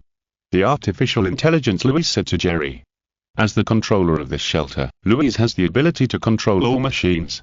Jerry closed his eyes, took a deep breath and shook his head, saying, "That's about it. I dreamed of a red giant. He seemed to be looking at me, and then I woke up." Red giant? Is this a precognitive dream? The artificial intelligence Louise guessed. In the heyday of mankind, there were superpowers and magicians who could make various precognitive dreams to guide mankind to the right path. But now, all superpowers and magicians died in that battle, and the only fighting force on the earth is Jerry. For that continuation and future of mankind, everything about Jerry must be taken seriously. I don't know what this means. I only know that the resources of the shelter have reached the critical line. If we don't solve it, many people in the shelter will die. Jerry frowned, looking at the dim chandelier on the ceiling, and gradually lost in thought. Faced with the plight of the shelter, the artificial intelligence Louise came to a conclusion after some calculations. Abandon us at the critical moment, Jerry, you have done everything you can. If it weren't for you, the shelter would have been scrapped 3 years ago. As long as you can survive, there is still hope for mankind. That's impossible, Louise. Jerry answered decisively, I won't give up even 1 in 100 billion hope. Jerry, you have to understand one thing, our chance of winning is not 1 in 100 billion, but 0. The artificial intelligence Louise said in an absolutely ruthless voice. If this is the case, then I will make this impossible possible. Jerry stood up from the chair, his eyes like a torch, and his scarred body as unshakable as a mountain. Meanwhile, in the Injustice universe, several days after the advent of Implacer, Jello, who was helping Jay to master his power, suddenly felt a wave of fluctuations. It was a feeling from the depths of the universe. The next moment, Jello seemed to be in the universe, and in the deep universe, 13 balls of light were approaching the Earth at high speed. It would probably take less than 2 days for these balls of light to reach the Earth. When they reach the Earth, these balls of light will turn into terrifying mechanical weapons, turning the Earth's civilization into a sea of fire. That is the fighting power that can destroy the Earth's civilization. Jello broke away from the foresight, and Jay asked him, Jello, why are you suddenly, the will of the Earth, no, or the will of many planets is giving me a message? Jello frowned and said, as the owner of the light of the Earth and the light of the ocean, Jello can sense the will of the Earth. But just now, Jello felt that the will of the universe was sending him a message. But why did the wills of the planets pass on information about Brainiac to Jello? In this regard, Zero guessed that Brainiac's behavior angered the wills of many planets. This may be because Brainiac's behavior was too radical. Every time he took away a treasure of a civilization, he would destroy the planet. It would be strange if such behavior could be allowed by the will of the planet. The will of the planet is not unique to the Earth. Some planets with special circumstances will also have independent consciousness, such as Mogo of the Green Lantern Corps, which is a living planet. Although in the Injustice universe, Green Lantern Mogo has been destroyed by the Yellow Lantern Injustice Super. 13 Imperator, no, that's not right. There are other mechanical monsters mixed in those mechanical weapons. Carefully feeling the messages from the wills of many planets, Zero was able to know the true appearance of those mechanical monsters. These 13 mechanical monsters include 6 Imperator, 3 King Gukao, 2 Galatron MK2 and 2 Ace Killer. When Zero saw the face of Ace Killer clearly, a strange look appeared on his face. Then, Zero guessed what concept fragments Brainiac held. At this point, Jello can be sure of Bitstar and Gilbarys. The former's speculation is based on Brainiac's possession of many mechanical monsters, while Gilbarys' speculation is based on Jello's possession of Galatron. These two guys are strong enemies of the mechanical system, and they are simply too compatible with a super artificial intelligence like Brainiac. Moreover, Jello also vaguely feels that Brainiac has more power than just these. But Jello can't know that power, because even the will between the stars can't convey relevant information to Jello. Looking back at Jay, Jello said, I must go to the universe to intercept the 13 mechanical monsters, even if it may be a trap set by the enemy, leave it to me. At this time, Donna, who has been deepening her mastery of dark spells, said to Jello, you can't leave the Earth. Now, among the people who can fight on this planet, you are the strongest. How can the general move around before seeing the enemy king? Hearing this, Jello also set his sights on Donna. In the eyes of ordinary people, almost superhumans, Donna is just an ordinary person, but in Jello's eyes, Donna is entangled with terrifying darkness. This darkness can even break through the sky above the Fortress of Solitude, enough to turn the sky of Arctic into darkness. Why? Are you worried about me? Donna smiled slightly. She put her hands behind her back, came to Jello with a smile. She leaned close to Jello's ear and said, "I'm also very strong now. I'm indeed worried. You take this." Jello nodded, and then he took out something from the small broken watch. This is a weapon that looks like a gigacombat machine. During the 3 years of sitting in a wheelchair, Jello also recovered Jello's gigacombat machine and successfully achieved some success on the gigacombat machine. Although these achievements cannot be used in Ultra Armor and become part of Jello's combat power, Jello can already make a replica of the gigacombat machine. Even if it is a replica, the power of this 100 mega combat machine is still good, which can bring Donna's strength. It's a pity that it's not a sword-shaped weapon, but it's also very useful. After taking the 100 mega fighting device from Jello, Donna held it in her palm and danced it twice. Chapter Deep Darkness. Injustice Universe. In order to fight against the 13 world-destroying mechanical weapons, Jello lent Donna the 100 MHz fighting machine that imitated the gigahertz fighting machine and asked her to go to the edge of the solar system. With Donna's strength, surviving in space is just the most basic operation. In order to ensure communication, Jello also established a telepathic connection between the two. After doing all this, nearly a day has passed. At this time, Jello and Jay received a call for help from the Injustice Bagman. New Metropolis needs rescue. Along with the call for help, there were also video images. The video screen showed a humanoid mechanical weapon wreaking havoc in the city.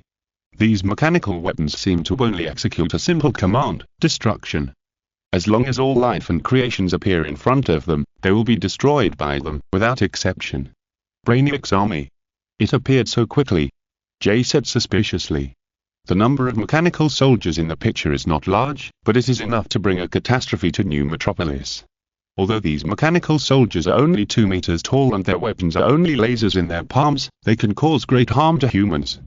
In terms of metal hardness alone, the strength of these mechanical soldiers is much stronger than the main station tanks. Even the National Guard cannot defeat this small group of mechanical soldiers. It may be an advanced team, or a bait to make the Earth misjudge their combat effectiveness. Jello began to speculate on Brainiac's combat strategy. Just as Jello was speculating like this, Donna, who was far away at the edge of the solar system, said using the telepathy between the two of them, "Jello, those mechanical monsters have appeared at the edge of the solar system. It will only take 3 minutes for me to fight them." Donna brought a very sudden news. But Brainiac has extraordinary black technology, and Jello did not dare to speculate on the depth of Brainiac's wormhole jump technology. At this speed, it may not take long for Brainiac's mothership to appear above the Earth. Even if you know the information about these mechanical monsters, don't underestimate them. Jello reminded Donna again. Mechanical monsters are different from biological monsters because the technology of the maker will directly affect the combat effectiveness of mechanical monsters. Before Donna left, Jello also packed all the information about those mechanical monsters and told Donna telepathically, "As long as they are still enemies, I will not underestimate them." At the edge of the solar system, in the deep starry sky, Donna, who set foot on the sea of stars for the first time, stopped in the universe. Compared with the vast universe, Donna, who is only 1.91 meters tall, looks so small. Even if she becomes a dark giant, Donna is still very small. The next moment, 13 mechanical monsters appeared in Donna's sight. In order to fight the enemy, Donna directly chose to transform into a dark giant. During these 3 years, Donna's development of concept fragments has also reached the second stage, and she chose Carmilla as the evolution template. After all, Donna's most convenient power is dark spells, so it is reasonable to choose Carmilla. Infinite darkness was entangled around Donna. When the 13 mechanical monsters were still some distance away from her, a figure with a charming and feminine figure appeared in the starry sky. The dark giant swung his right hand, and a whip of light appeared from his right wrist. This whip of light was extremely resilient and extended to several thousand meters in an instant. After ensuring that the whip of light could attack all enemies in one breath, the dark giant swung the whip of light in his hand. As the dark giant swung, the radiation and high-energy charged particles in the universe were all engulfed and moved, almost creating a small-scale cosmic storm, turning into the most terrifying weapon and rushing towards the 13 mechanical monsters. Faced with this man-made cosmic storm, the 13 mechanical monsters chose to stop and eliminate the enemies who wanted to obstruct them first. But even so, there were still many high-energy charged particles that passed through the bodies of the mechanical monsters, causing their bodies to flash with electricity. The whip of light, like a winding dragon, disappeared from his hand. Facing the mechanical monsters that began to accumulate firepower, the dark giant moved directly to the side of an Impressor in an instant. The misty dark energy covered the right hand that turned into a knife, and then the darkness flashed like lightning, destroying the self-repair device of Impressor in an instant. Then, the dark giant stabbed Imperazor's body with his right hand and injected dark energy into it. In a moment, this Imperazor had a new owner. This is a skill derived from the dark spell, Dark Control, which is also very effective for mechanical creations. After taking control of an Imperazor, the dark giant let it aim its gun at other mechanical monsters. In an instant, the internal situation of the mechanical monsters was in chaos. After a few rounds, the dark giant firmly gained the upper hand, and the mechanical monsters were either controlled by the dark energy or blown up. For a while, the universe was filled with various mechanical wreckage. Donna, who knew that these mechanical monsters would play a great role in her man's research on technology, collected some of the wreckage and let the controlled mechanical monsters self-destruct, and then she prepared to return to Earth. But before returning to Earth, Donna felt a terrifying force. When she came to her senses, she saw a spaceship that looked like a skeleton with mechanical tentacles fluttering around it. I guess this was Brainiac's spaceship. Brainiac's spaceship was not the focus for Donna. Facing the spaceship in the star system, Donna was not worried. What really attracted Donna's attention was the black figure in front of the spaceship. Just a glance, Donna could feel that the other party's dark power was far stronger than hers. If Donna's dark power can cover the Arctic, then the other party's dark power can cover the entire Earth. This kind of enemy is probably only Jello can fight. When Donna guessed so, she informed Jello with telepathy. Jello, Brainiac has a very terrifying enemy under his command. His dark power is probably more than 10 times stronger than mine. Donna informed as if facing a great enemy. The dark giant, who was a long distance away from Donna, raised his hand, and the dark energy-like substance condensed in his palm. In the space where sound transmission is extremely difficult, Donna seemed to hear the other party's call. Stop your meaningless life. What? As soon as Donna heard this, she felt something was wrong. She wanted to use teleportation to escape, but the other party's reaction was not slow. A dark wave hit Donna before she left. If you're listening to this novel on a channel other than Fanfic World, it means they downloaded and uploaded it without effort. We cordially invite you to visit our channel, Mundo Fanfic Novel, as there you'll find the original version of this story and you can explore many other novels of various genres. We're waiting for you to immerse yourself in a world of incredible novels. Brainiac's Manifesto. Injustice Universe. In a flash, Donna returned to Earth and regained her human form. But Donna found that a dark force was wrapped around her right arm. This dark force was very different from Donna's own dark force, and it was gradually expanding. Realizing that she couldn't let this dark force stay for too long, Donna wanted to use the dark force to drive it away, but the opponent's dark force was like a maggot on the tarsal bone, and began to fight guerrilla warfare with Donna. It's a troublesome thing, it seems that I can't do without it. Seeing this, Donna directly took out the 100 mega fighting instrument. Originally, Donna didn't want to use the 100 mega fighting instrument given to her by Jello, but Donna could vaguely feel that if she didn't get rid of this dark force, something terrible would happen. So, Donna immediately used the 100 mega fighting instrument without hesitation. Under the amplification of the 100 mega fighting instrument, Donna's strength increased greatly, and the surface of the dark energy even brought a layer of extinction lightning. After getting the amplification, Donna successfully got rid of the dark force. Just after escaping from danger, Jello's voice rang in Donna's ears. Do you need me to rush over? At this time, Jello was fighting with the mechanical soldiers in the new metropolis, and the battle was relatively easy. There were not many enemies, and Jello alone could handle it. Just now, it was because of the existence of dark energy that Jello could not clearly sense Donna's location. At this moment, Jello was about to rush to Donna, but Donna stopped him. Jello, you can't leave casually. Donna felt warm and replied. That enemy is very strong, you need to prepare to fight the enemy wholeheartedly. I think there is one thing you need to know, that guy's dark power seems to have immeasurable consequences. Even if she didn't really fight with the opponent, Donna could feel the horror of the opponent. The terrifying dark power, the immeasurable consequences, Jello had many objects that matched this in his mind. And there was a very coincidental thing, that is, Jello once killed an enemy who held multiple dark concept fragments. In that battle, Jello, who tried his best, even shattered the concept fragments. After a little thought, Zero eliminated many possibilities, and suddenly, there were fewer targets worthy of suspicion. He also said something inexplicable to me. Donna added, "Stop meaningless life," that's what he said to me. Stop, life. When these two most important keywords came out of Donna's mouth, Zero guessed whose concept fragments the other party held. Dark Lucio, an extremely radical existence, has the ability to turn life into a spark doll with a dark spark in his hand. After becoming a spark doll, it will be a half-living and half-a-dead state, which is a very painful thing for any life. Reverse Flash expressed his deep understanding of this. For Zero, Dark Lucio is not invincible, but the opponent's explosive soldier ability is a bit terrifying. I know the true face of the enemy's power, Donna. Thank you for discovering such important information. You should have a good rest first, and leave the next thing to me. Zero, who was far away in the new metropolis to destroy the mechanical soldiers, smiled slightly, and casually swung the lightsaber on his right arm, and cut a mechanical soldier in half. As one mechanical soldier fell, the others attacked Jello. Crackling, at this time, yellow lightning appeared above the mechanical soldiers, and the next moment, a lightning dragon destroyed the mechanical soldiers.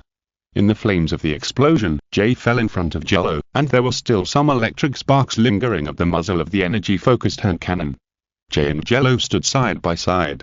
He looked at Jello wearing Nexus armor and asked, "Do you feel that the number of enemies has increased?" Since the beginning of the battle, the number of mechanical soldiers has never decreased. When they blew up a mechanical soldier, another one would run out. As the battle time went on, the number of these mechanical soldiers even showed an increasing trend. This is not a good sign. Hearing this, Jello quickly scanned the entire city. With the combination of supervision and scanning system, he instantly captured the traces of all the mechanical soldiers and calculated how many mechanical soldiers there were. 200 more than at the beginning. Jello answered, and speculated. It seems that Brainiac wants to delay us, or maybe not just that, help me attract firepower. Jello didn't even give Jay a chance to refuse, and flew into the sky. At 1,000 meters in the air, Jello's supervision was put to use. He swept his eyes across most corners of the earth and learned about the world's situation. At this moment, the whole world was in danger of being attacked by mechanical soldiers. The major countries, especially those with a long history, were not a big problem. They had trained superhuman combat power and would not be a problem in a short time. The real difficulty was for those small countries. Even if there were only a few mechanical soldiers, they could bring them bloody killings. There was a question that had always troubled Jello, that is, how did so many mechanical soldiers suddenly appear on the Earth? It was not the conventional mechanical soldiers launched from outside the atmosphere to the Earth, but suddenly appeared all over the world. But even if it was related to space transmission technology, these mechanical soldiers were too sudden. At this time, a figure appeared on electronic screens all over the world at the same time. This is an alien wearing silver high-tech armor, with green skin and purple pupils. Most humans would think he is an alien, but Jello knows that this guy is Brainiac. After controlling the Earth's network, Brainiac's voice appeared all over the world. "You can call me Brainiac. I'm looking for the adult male individual of Krypton that you call Superman. For so many years, I have always believed that I destroyed everything on Krypton, but I didn't expect that there are still survivors. I must correct this mistake. At the same time, your planet full of contradictions has also attracted me, but you must not regard me as someone who wants to rule you. I am not a pathetic tyrant. I will collect civilizations and preserve their gore. Only in my hands can the wisdom of life be brought into play. You are like most of the life in the universe, wasting and venting your precious life, using your precious life in war and fighting. This is a very stupid thing. So, I am here. Human beings on Earth, don't think about surrendering to save yourself. I only need knowledge and preciousness, not traitors."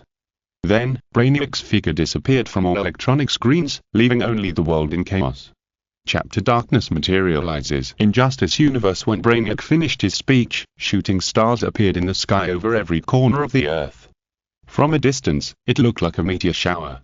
But unlike the meteor showers captured by humans through astronomical telescopes, the countless meteors that streaked across the sky had a different purpose. In cities without superhuman combat power, these shooting stars would smash through buildings and fall to the ground, and mechanical soldiers would crawl out one by one. Brainiac's army is coming. Facing these countless enemies, Zero, who was high in the sky, attacked with all his strength. In an instant, countless 8-point light wheels flew across the sky, and low-energy rays continued to be emitted. When wearing Ultra Armor, most of the energy output is provided by the armor, which allows Zero to fight to his heart's content. And he has more than a dozen sets of armor like this. At this moment, even if Zero did not become a giant Ultraman, he could still show the terrifying combat power of the Ultra Clan.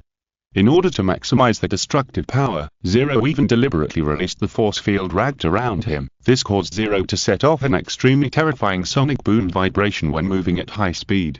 The movement can tear the sky apart, like leaves blown up by a typhoon, and there are even more than 8 points of light wheels flying all over the sky, and the light emitted from the palm is like the aurora. Countless mechanical soldiers were blasted to pieces by Zero before they landed on the ground.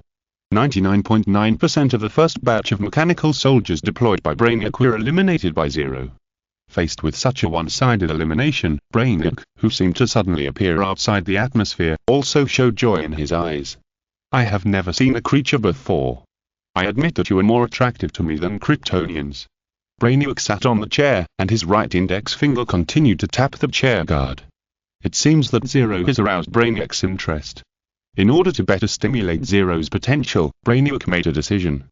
Instead of investing a large number of mechanical monsters at once, Brainiac notified a hidden chess piece on the Earth. Go and try that Warrior of Light, and by the way, let me see your value. With the transmission of a thought, in the Gorilla City far away in the rainforest on Earth, Grodd also left the throne he had seized. Grodd walked out of the palace slowly, then raised his head and looked up at the sky. With the vision of an ape, it was naturally impossible to see the battle in the sky clearly, but Grodd, who had been strengthened by Brainiac, could feel a terrifying energy boiling and burning. This was a familiar feeling. Grodd had felt it in someone before, and in the outside world, that person had a world-famous title, Superman. Even though he was strengthened by Brainiac's dark power and gained powerful strength. But Grodd didn't think that he had an existence that could rival a figure like Superman. However, for the survival of the tribe, and even more so to be able to defeat humans and show the Earth and even the entire universe that apes are the correct evolution, Grodd still chose to fight. A dark virtual spark and a spark doll appeared in Grodd's palm, and then Grodd touched the interface on the top of the dark virtual spark with the interface on the foot of the spark doll. Darkness materialization desphasor. The next moment, infinite darkness enveloped Grodd, and in this infinite darkness, Grodd's mountain-like body also changed. When the darkness dissipated, Grodd had become a 4-meter-tall robot. At present, the DC universe is still quite resistant to giant life, and it is difficult to maintain giantness for a long time under normal circumstances. Even Zero just took advantage of the loophole and came up with a 6-minute time limit. Therefore, even if Grodd has dark virtual sparks and spark dolls, he can only maintain a relatively normal body shape. The face composed of several red lines scanned the surroundings, and Grodd found that he had unimaginable vision. In addition to vision, Grodd also has a steel body. The body that seems to be composed of countless metal fragments can withstand high temperatures of tens of thousands of degrees, and can also allow Grodd to walk freely in extremely cold environments. The machine gun on the left arm can easily sweep through a space battleship, and the right arm is a huge mechanical arm that can generate more than 10,000 tons of power. In addition to these standard weapons, Desphasor also has a shield stand mirror of extinction that can refract the light of the Ultra Warrior, as well as a special structure that can transform between the mechanical form and the spaceship form. And the Neomegas cannon that can wipe the city off the map.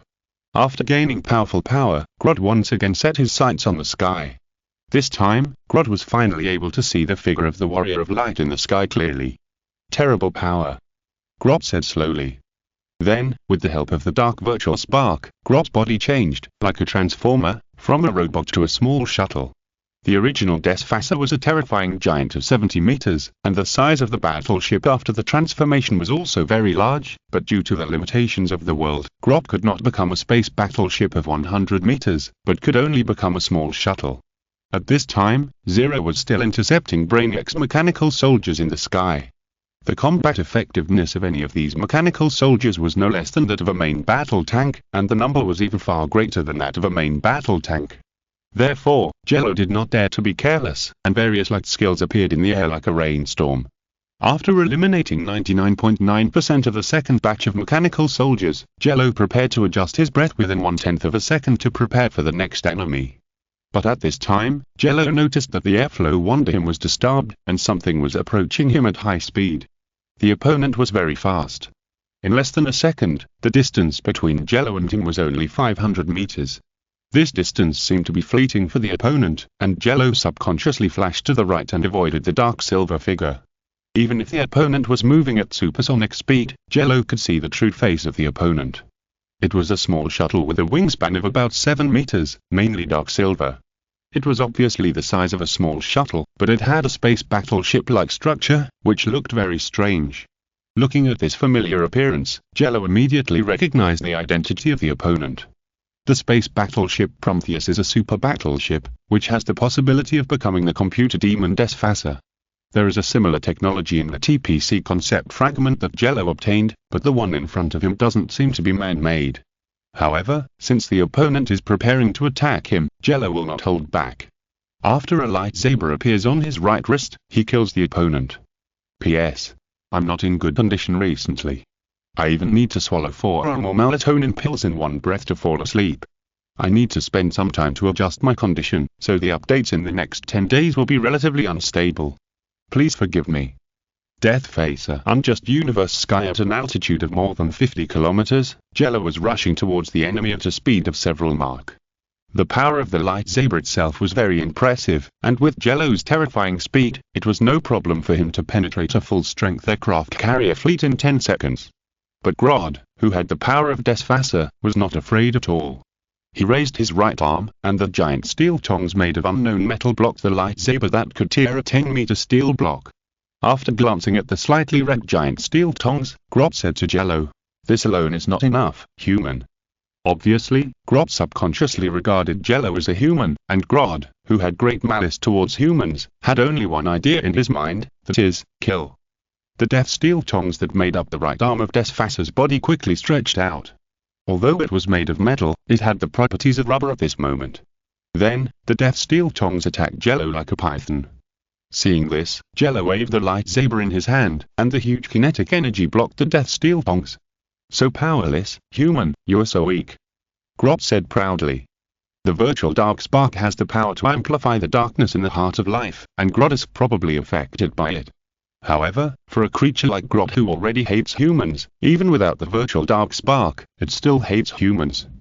While driving the armor back, Zero said to Grodd, "So you really want to see my true power? I'm afraid your power is only this level, and you will die under this move." Grodd replied disdainfully. At this time, the silver armor on its chest opened, and a cannon with a cold light stretched out from it. The Neomagus cannon is the ultimate weapon of mankind that can destroy asteroids. It is also the product of mankind's concept of firepower is justice to the extreme. Even if the Desfacer that Grodd transformed into the Spark Doll and the virtual dark spark was not in a gigantic state, this cannon could destroy any small island in the Pacific Ocean. Faced with such a terrifying attack, Zero smiled slightly under his helmet. Zero had not seen such a unique request many times. "In that case, I will satisfy you." Zero stretched out his right hand, and a shield like a water wave appeared in his palm. At this time, Grodd had also finished charging, and the Neomagus cannon attacked Zero with a destructive fire. This terrifying force with the power to destroy an island turned into a thin line, tearing the sky, and finally fell on Zero's water wave barrier.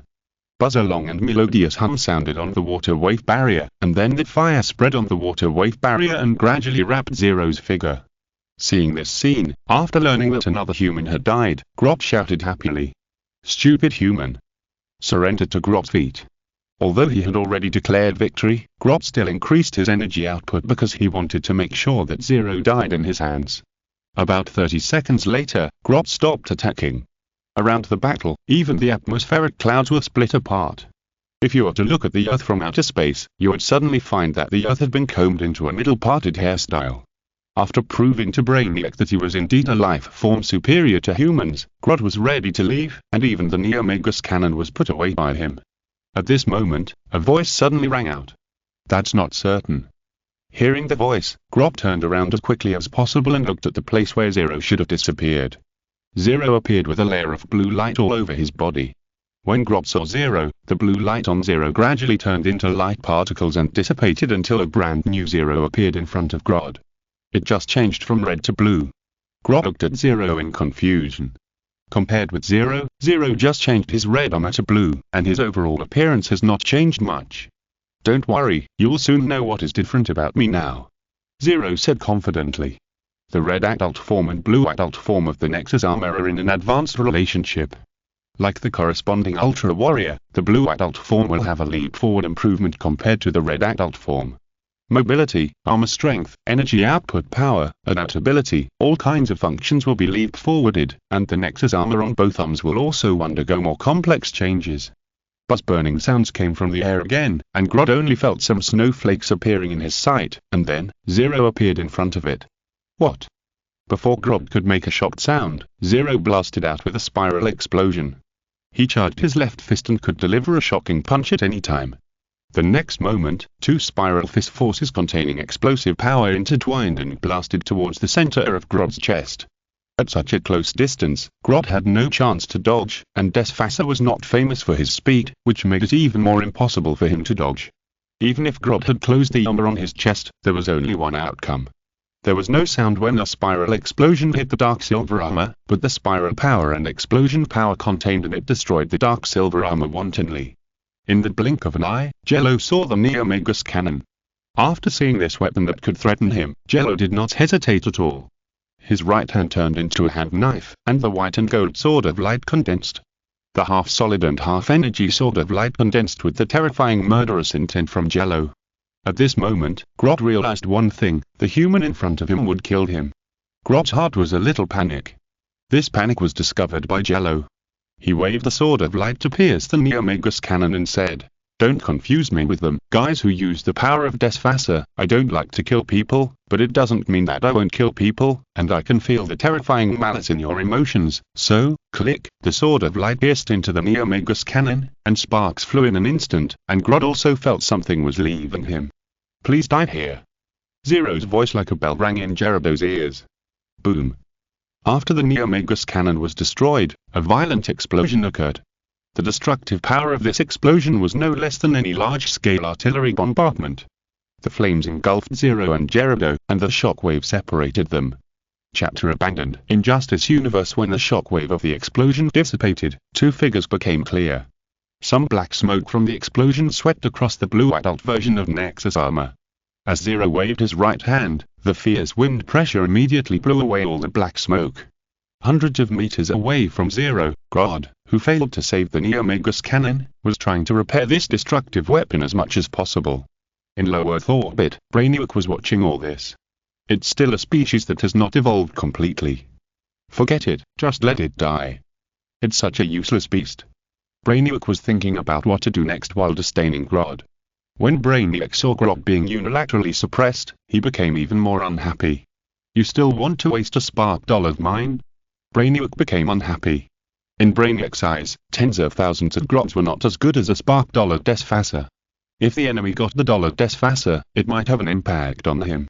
In order to prevent the Desfasser doll from falling into Zero's hands, Brainiac made a decision, that is, to take back the power given to Grodd. Looking back at the Earth, in the sky, Grodd, who had just been relying on the Death Steel clamp to deal with Zero, suddenly felt something wrong and his hand movements slowed down. Seeing that Grodd's movements suddenly became slow, Zero quickly seized this opportunity and cut off its arm with a sword. Sizzle bang. First there was the piercing scream of electricity, followed by the sound of an explosion. Just like that, Grodd lost a powerful melee weapon. After the explosion, Grodd's figure was pushed back by the shock wave.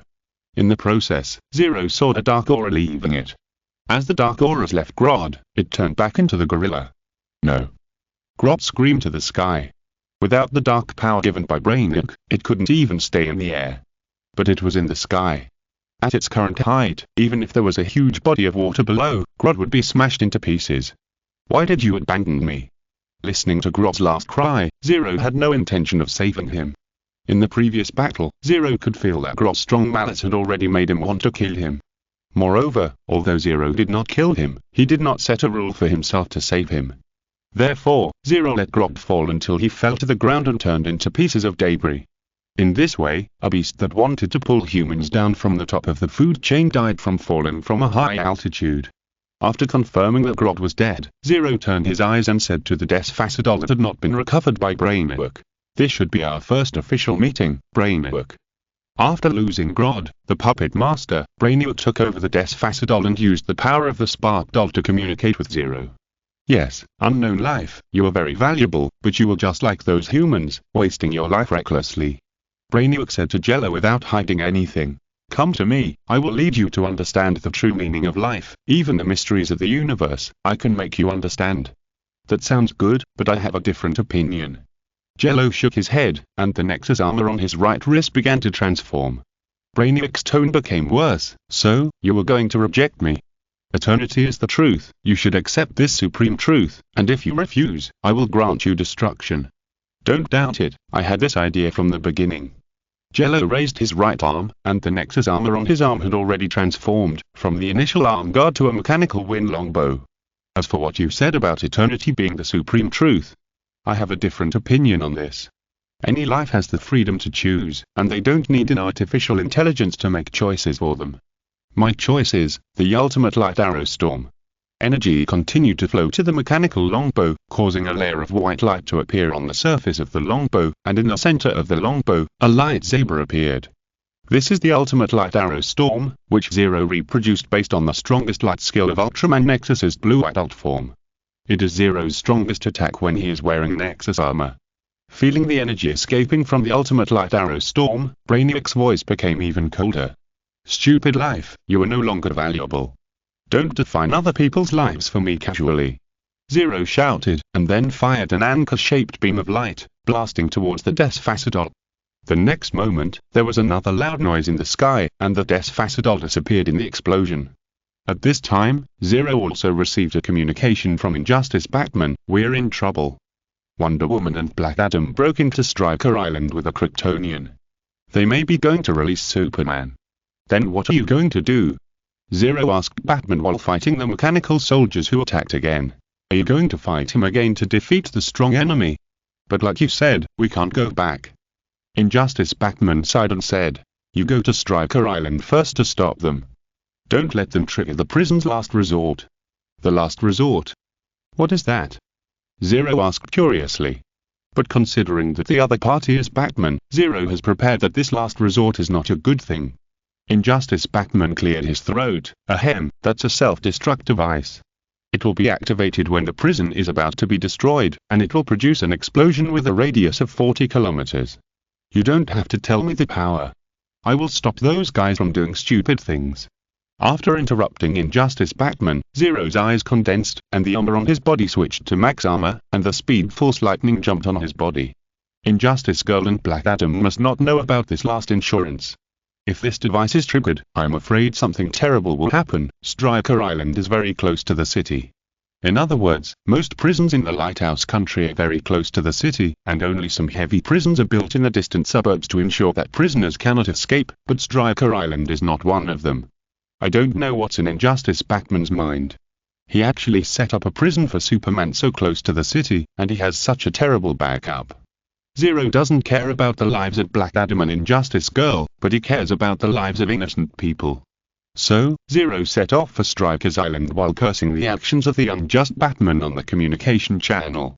Chapter Kryptonian Fear. Injustice Universe, Stryker's Island. When Brainiac sent a large number of troops to attack all parts of the world, Injustice Girl and Black Adam also took crew into action.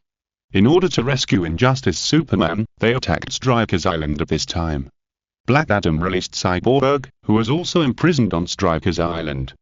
Due to the Metropolis incident that year, the Titans of the Injustice universe were annihilated. As the only survivor, Cyborg went to extremes afterwards and became an important member of the Injustice Superman regime. Cyborg has the Apocalypse Mother Box, and his brain has been transformed into a quantum computer, which can maintain synchronization with the global network 24 hours a day. It can be said that he is an important chess piece for Injustice Superman to monitor the Earth.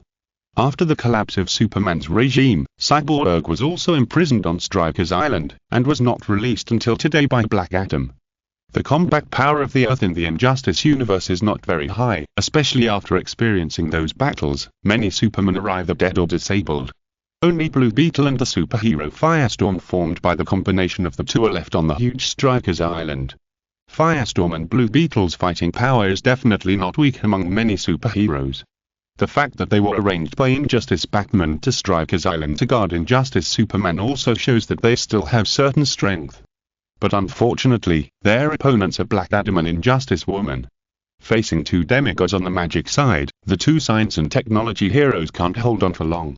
After several encounters, Firestorm lifted the transformation and turned back into a strange combination of a high school student and a physics professor. Blue Beetle also fell to the ground with his mouth and eyes open. We can't let them succeed, Ronald. The white-haired Professor Martinstein screamed at the top of his lungs. In Professor Martin's eyes, Superman's release was no less horrible than Brainiac's. Seeing that they still wanted to delay time, Injustice Woman laughed disdainfully. You think you can stop him from coming back? You are really overestimating yourself. Since you were unwilling to let go, then go to hell. The next moment, the murderer saw a surge towards the three people. In just a blink of an eye, the three people were about to suffocate. Facing this terrifying momentum, Blue Beetle struggled to get up, and a shield appeared in his left hand, and a long sword appeared in his right hand.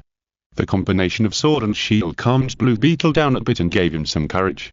You're overestimating your own maggot. Injustice smiled and weighed the Vulcan sword in her hand. The Vulcan sword has the power to cut through atoms, so it is natural for it to cut through Blue Beetle's armor. A silver light flashed, and Injustice slashed with the sword, and in a moment, she could take off Blue Beetle's head. But when the silver light was about to approach Blue Beetle, it was blocked by another white light. How about an opponent who can arm wrestle with you? This beautiful lady. A slightly frivolous voice sounded, and Injustice Girl looked in the direction of the voice and found a figure wearing silver-red high-tech armor. On the chest of the figure, there were patterns like a phoenix. The golden lightning danced on him, reminding Injustice Girl of a former comrade. Speedster who has never appeared before, tell me, which future are you from? Injustice Girl increased the power in her hand, and the Vulcan sword pressed towards the brilliant sword. However, no matter how much Injustice Girl increased her power, the opponent did not move at all. Hearing this, the brilliant sword in Zero's hand slid, using the advantage of the short sword's greater flexibility to avoid the sharp edge of the Vulcan sword, and then a streamer explosion directly hit Injustice Girl's lower abdomen, knocking Injustice Girl back several meters and returning to Black Adam's side. It seems that the weapon is not ordinary. Black Adam narrowed his eyes slightly and couldn't help but look at the brilliant sword in Zero's hand. The name of the Vulcan sword is very famous in the magic world, and what kind of weapon can resist, no, even suppress the Vulcan sword? Black Adam is very curious about this. The brilliant sword is a special weapon, whose nature is between fantasy armament and real armament, and has the advantages of both. It is true that the Vulcan sword is a weapon that can cut atoms, but when it faces the brilliant sword, a weapon that is not completely made of matter, the Vulcan sword cannot cut its atoms. Because the brilliant sword does not constitute atoms. After forcing the Injustice Girl to retreat, Jello pointed the brilliant sword in his hand at the Injustice Girl and Black Adam. It's not too late to retreat now. Do you think we are afraid of you? Black Adam raised his eyebrows. As the dictator of Kandak, he would not be afraid of Jello. The power of the six gods was pulsating on his body, and the power that could easily destroy a city gathered in his palm. Seeing this, the Injustice Girl also adjusted her momentum, and the Vulcan sword, which was ready to avenge the previous shame, flashed a cold light. Little brat, don't be so arrogant. The speed force is not absolutely strong. Now, let me show you the real power. Although they said that Zero was an arrogant little brat, Black Adam and Injustice Girl did not mean to look down on him. They used their full power and attacked Zero at full speed. The speed of Horus and the speed blessed by Hermes made it as easy for the two to break the speed of sound as drinking water. At this time, even Blue Beetle, using the black technology of the Zeg, could not capture the figures of the two, because they were too fast, so fast that even the Scarab Kakata could not react. You two are very fast, but, compared to me, you are still a little behind. Zero's pupils shrank slightly. His nerve reaction speed was not inferior to the two, and the speed force even accelerated his speed, allowing him to surpass the two demigods. The brilliant sword that was originally held in the palm of his right hand flashed and appeared in the palm of his left hand, and Max Sparks appeared on his right wrist. Using Max Spark, Zero condensed the lightsaber galaxy sword. Then, Zero swung his two swords left and right, blocking the attacks of Injustice Girl and Black Adam, and he only retreated a few centimeters. That's it. Zero uttered a light mockery, and then with a telekinesis, he forced the two demigods to retreat. Buzz-along sound appeared in the air, and the two demigods flew back more than 10 meters. They looked at Zero with more solemn eyes. That old bat can actually recruit such a strong thug? Black Adam asked in confusion. At this time, a red and blue figure passed by, accompanied by a cry. "Carl, where are you?" When Professor Martin and high school student Ronald saw the diamond-shaped S-batch clearly, their faces suddenly turned pale, and fear appeared on their faces. Kryptonian. Chapter Insult. Injustice Universe. Stryker Island. For the humans in this universe, the power of Kryptonians can even be said to be imprinted in their minds. Unlike Superman of the main universe Earth-Naught, Injustice Superman can be said to have fully demonstrated the power of Kryptonians after he was completely blackened. In order to ensure that Injustice Superman stayed quietly in prison, Blue Beetle and Firestorm were even willing to risk their lives. And when Kara appeared in front of them, don't mention how worried they were. Professor Martin and Ron looked at each other, and their opinions were exchanged instantly. Then, the two turned into Firestorm again. In the raging fire, the Atomic Man Firestorm with flames on his head and who could freely manipulate the atomic structure appeared. "It's just a bug, what can it do?" Black Adam sneered disdainfully. However, the next second, Firestorm condensed flames in his hands and made a terrifying move. High temperature and high pressure appeared in Firestorm's palms at the same time. These energies were constantly compressed and condensed, and finally formed a star-like gem. Is that a small nuclear fission reaction? Damn it, he wants this prison to be destroyed. The rescued cyborg shouted loudly. He has a quantum computer and can quickly determine what the object in Firestorm's hand is. In other words, Firestorm's palm is a small nuclear bomb. "Stop, Firestorm, you will only kill yourself." Zero turned around and said. "There are many people here who can ignore small nuclear bombs: Black Adam, Injustice Girl, Kara, and Zero. In other words, Firestorm's nuclear explosion can only kill himself and Blue Beetle. As for Superman, who was imprisoned in the cell, Injustice Girl and Black Adam believed that they could save Superman from the nuclear explosion. This is the only way." Firestorm said in a cold tone, with energy in his palm, "We can't let Superman leave the prison. Even if I bear the infamy, I will cut off Superman's hope of freedom. Didn't you see? Brainiac is already in the orbit of the planet. Without Carl's power, you have no way to deal with Brainiac." Kara shouted excitedly. Kara, who didn't know the truth, naively believed that Superman was a good man through and through, and that these people were accomplices who helped the evil. Seeing that the situation on both sides was getting worse, Jello shouted, "Shut up. Batman has set up a self-destruction program in this prison that is stronger than Firestorm." When Jello said this, Injustice Woman and her group still looked unconvinced, so Jello had to pretend to say, "The bomb is set in his cell, Batman told me personally." As soon as this was said, Injustice Woman's face turned black. Based on Injustice Woman's understanding of Injustice Batman, since there is one at the bottom of the cell, then the top of the cell, no, even the entire cell is a giant bomb. Injustice Superman is under the radiation of the red sun, and the physical fitness of Kryptonians in this state is only slightly stronger than that of ordinary Earth humans. Batman's black technology bomb is much more powerful than Firestorm's small nuclear explosion. At this time, even Injustice Girl was on edge. "Kara, be careful, if it's Batman, he will really plant a bomb in the cell that can kill Carl." With Injustice Girl's reminder, Kara couldn't help but calm down. Seeing that the other party had calmed down a little, Zero once again told Firestorm to stop. "Okay, don't think about the nuclear explosion, Firestorm, they don't dare to be presumptuous yet." Zero's confident tone made Firestorm feel at ease, and the nuclear explosion that could destroy a city naturally dissipated. After the crisis dissipated, Kara, who was still thinking about releasing Injustice Super, said again, "If we want to deal with Brainiac, we can't do without Carl's power. But, I think we seem to have a more reassuring helper." Blue Beetle looked at Zero and said to Kara. Kara clenched her fists after hearing this, but with Zero present, she didn't dare to act casually. The same was true for Black Adam and Injustice Girl. Now, they can only pin their hopes on Cyborg, who has a weak presence. When the two sides confronted each other, Cyborg had quietly hacked into the internal network of Stryker Island.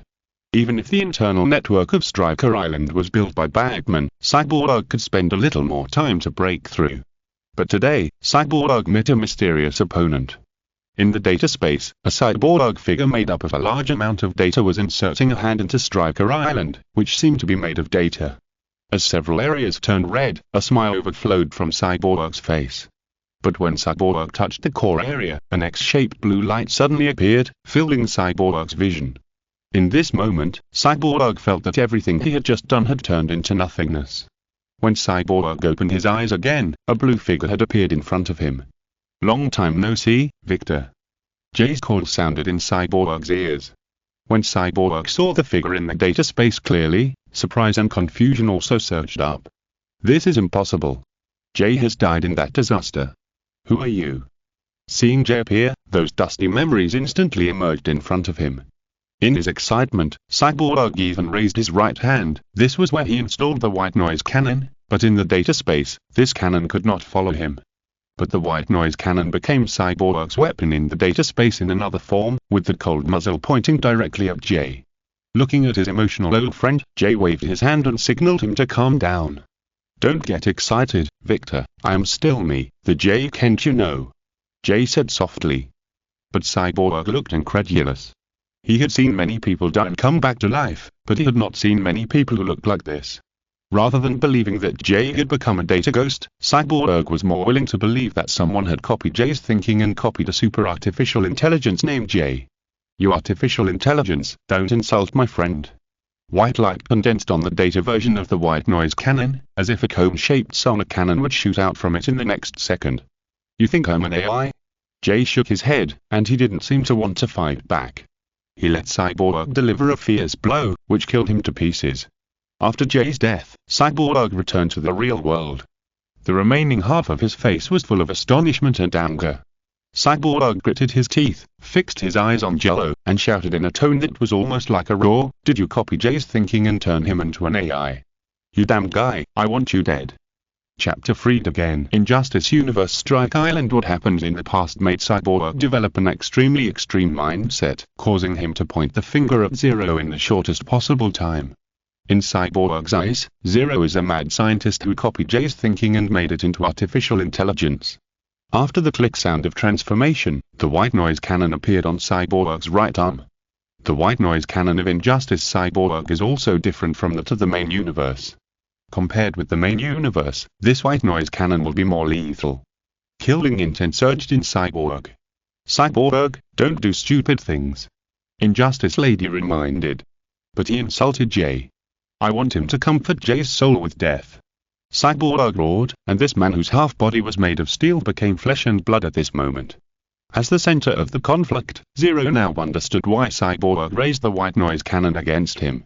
Thinking of this, Zero's face hidden under the mask showed a few traces of embarrassment. It seems that what he said is not wrong. Although I am not a scientist who can replicate human thinking and create intelligence, I seem to be related to the fact that Jay can now appear in another posture. It seems that what Cyborg said is half right. While thinking, Zero removed the max armor, revealing a face that is almost the same as Jay. "Will I be my own artificial intelligence?" Jay. Injustice Girl and Cyborg were shocked.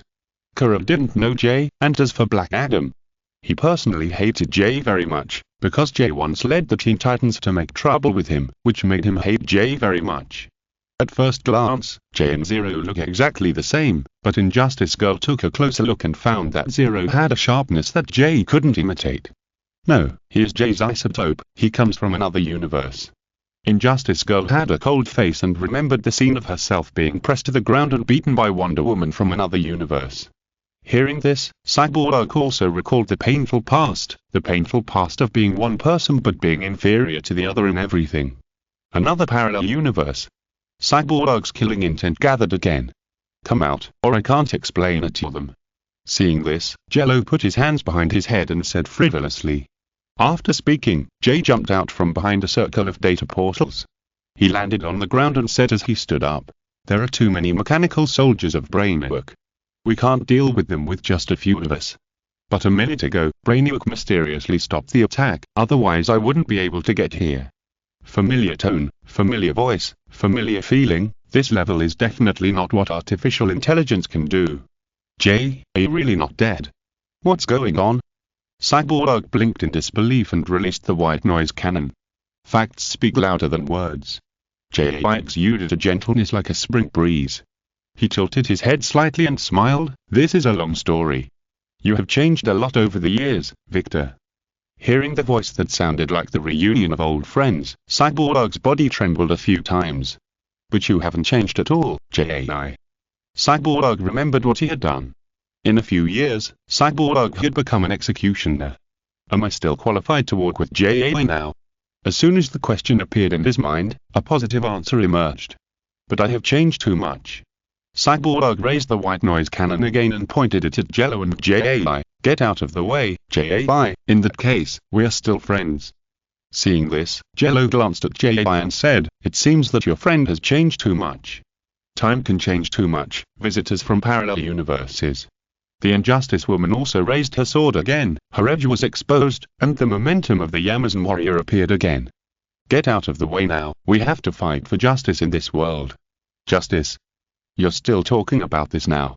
Zero said awkwardly, his sarcasm almost turning into a sharp sword piercing into the forehead of Wonder Woman Injustice. This made Wonder Woman Injustice very unhappy. I've been fighting for love and justice from the beginning, why can't I talk about it again? Love and justice. Interesting. Zero smiled slightly, and the brilliant sword appeared in his right hand. With a flash of white light, Zero, who was ready for battle, said to Wonder Woman Injustice, let me see how far your love and justice can go, Ms. Diana Prince. After saying that, Zero raised the tip of the sword, which was a mockery in the eyes of Wonder Woman Injustice. I advise you to put on that armor. It's not fun to get hurt, kid. Wonder Woman Injustice was also ready for battle, ready to compete with Zero at any time. Compared with Ultraman, Zero's power in the human form is limited. Only when he puts on the armor can he exert half the power of Ultraman. But even in his human form, Jello is a warrior that cannot be underestimated. I will satisfy your wish, ma'am. As soon as the voice fell, Jello rushed out with the brilliant sword, and Wonder Woman Injustice rushed out after Jello. In the blink of an eye, the sound of metal colliding was endless, and the collision of the two artifacts would produce sparks as bright as fireworks. But there was one thing that Jello and Wonder Woman Injustice agreed on, that is, to minimize the damage as much as possible. After all, no one knew how powerful the self-destruction measures set by Batman would be. After a few rounds, Wonder Woman Injustice and Jello fell to the ground again.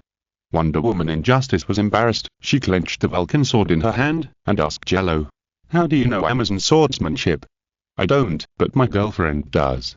Jello smiled frivolously. Although the Amazon fighting techniques of the two universes are a little different, the general style is almost the same. Therefore, Jello, who knows Donna, can naturally see through the swordsmanship of Wonder Woman Injustice. Come again. Injustice Girl's eyes condensed, ready to fight with Jello again, but at this moment, several sounds of breaking through the air were heard. Swish, swish then, several bad-shaped darts fell between Injustice Girl and Jello. After seeing the darts, everyone present instantly knew who was coming. Bruce, let's stop here. Injustice Girl said. Injustice Batman, who was somewhere unknown, did not speak, he just silently did a big thing. Final lot release as the sound ran out, the cell with the highest confidentiality level in the deepest part of Stryker Island was released at this moment, and the strongest life on Earth was free again. If you're listening to this novel on a channel other than Fanfic World, it means they downloaded and uploaded it without effort. We cordially invite you to visit our channel, Mundo Fanfic Novel, as there you'll find the original version of this story and you can explore many other novels of various genres. We're waiting for you to immerse yourself in a world of incredible novels. Otherwise, I will be in trouble. Injustice Universe Strike Island. Boom, boom, boom. As Superman regained his freedom, everyone present heard a sound like a war drum. The next moment, a figure in a white prison uniform appeared in front of everyone. Even if they just looked at each other's profile, Blue Beetle and Firestorm felt terrified. What on earth is Batman thinking? He actually let him out. Blue Beetle shouted in confusion.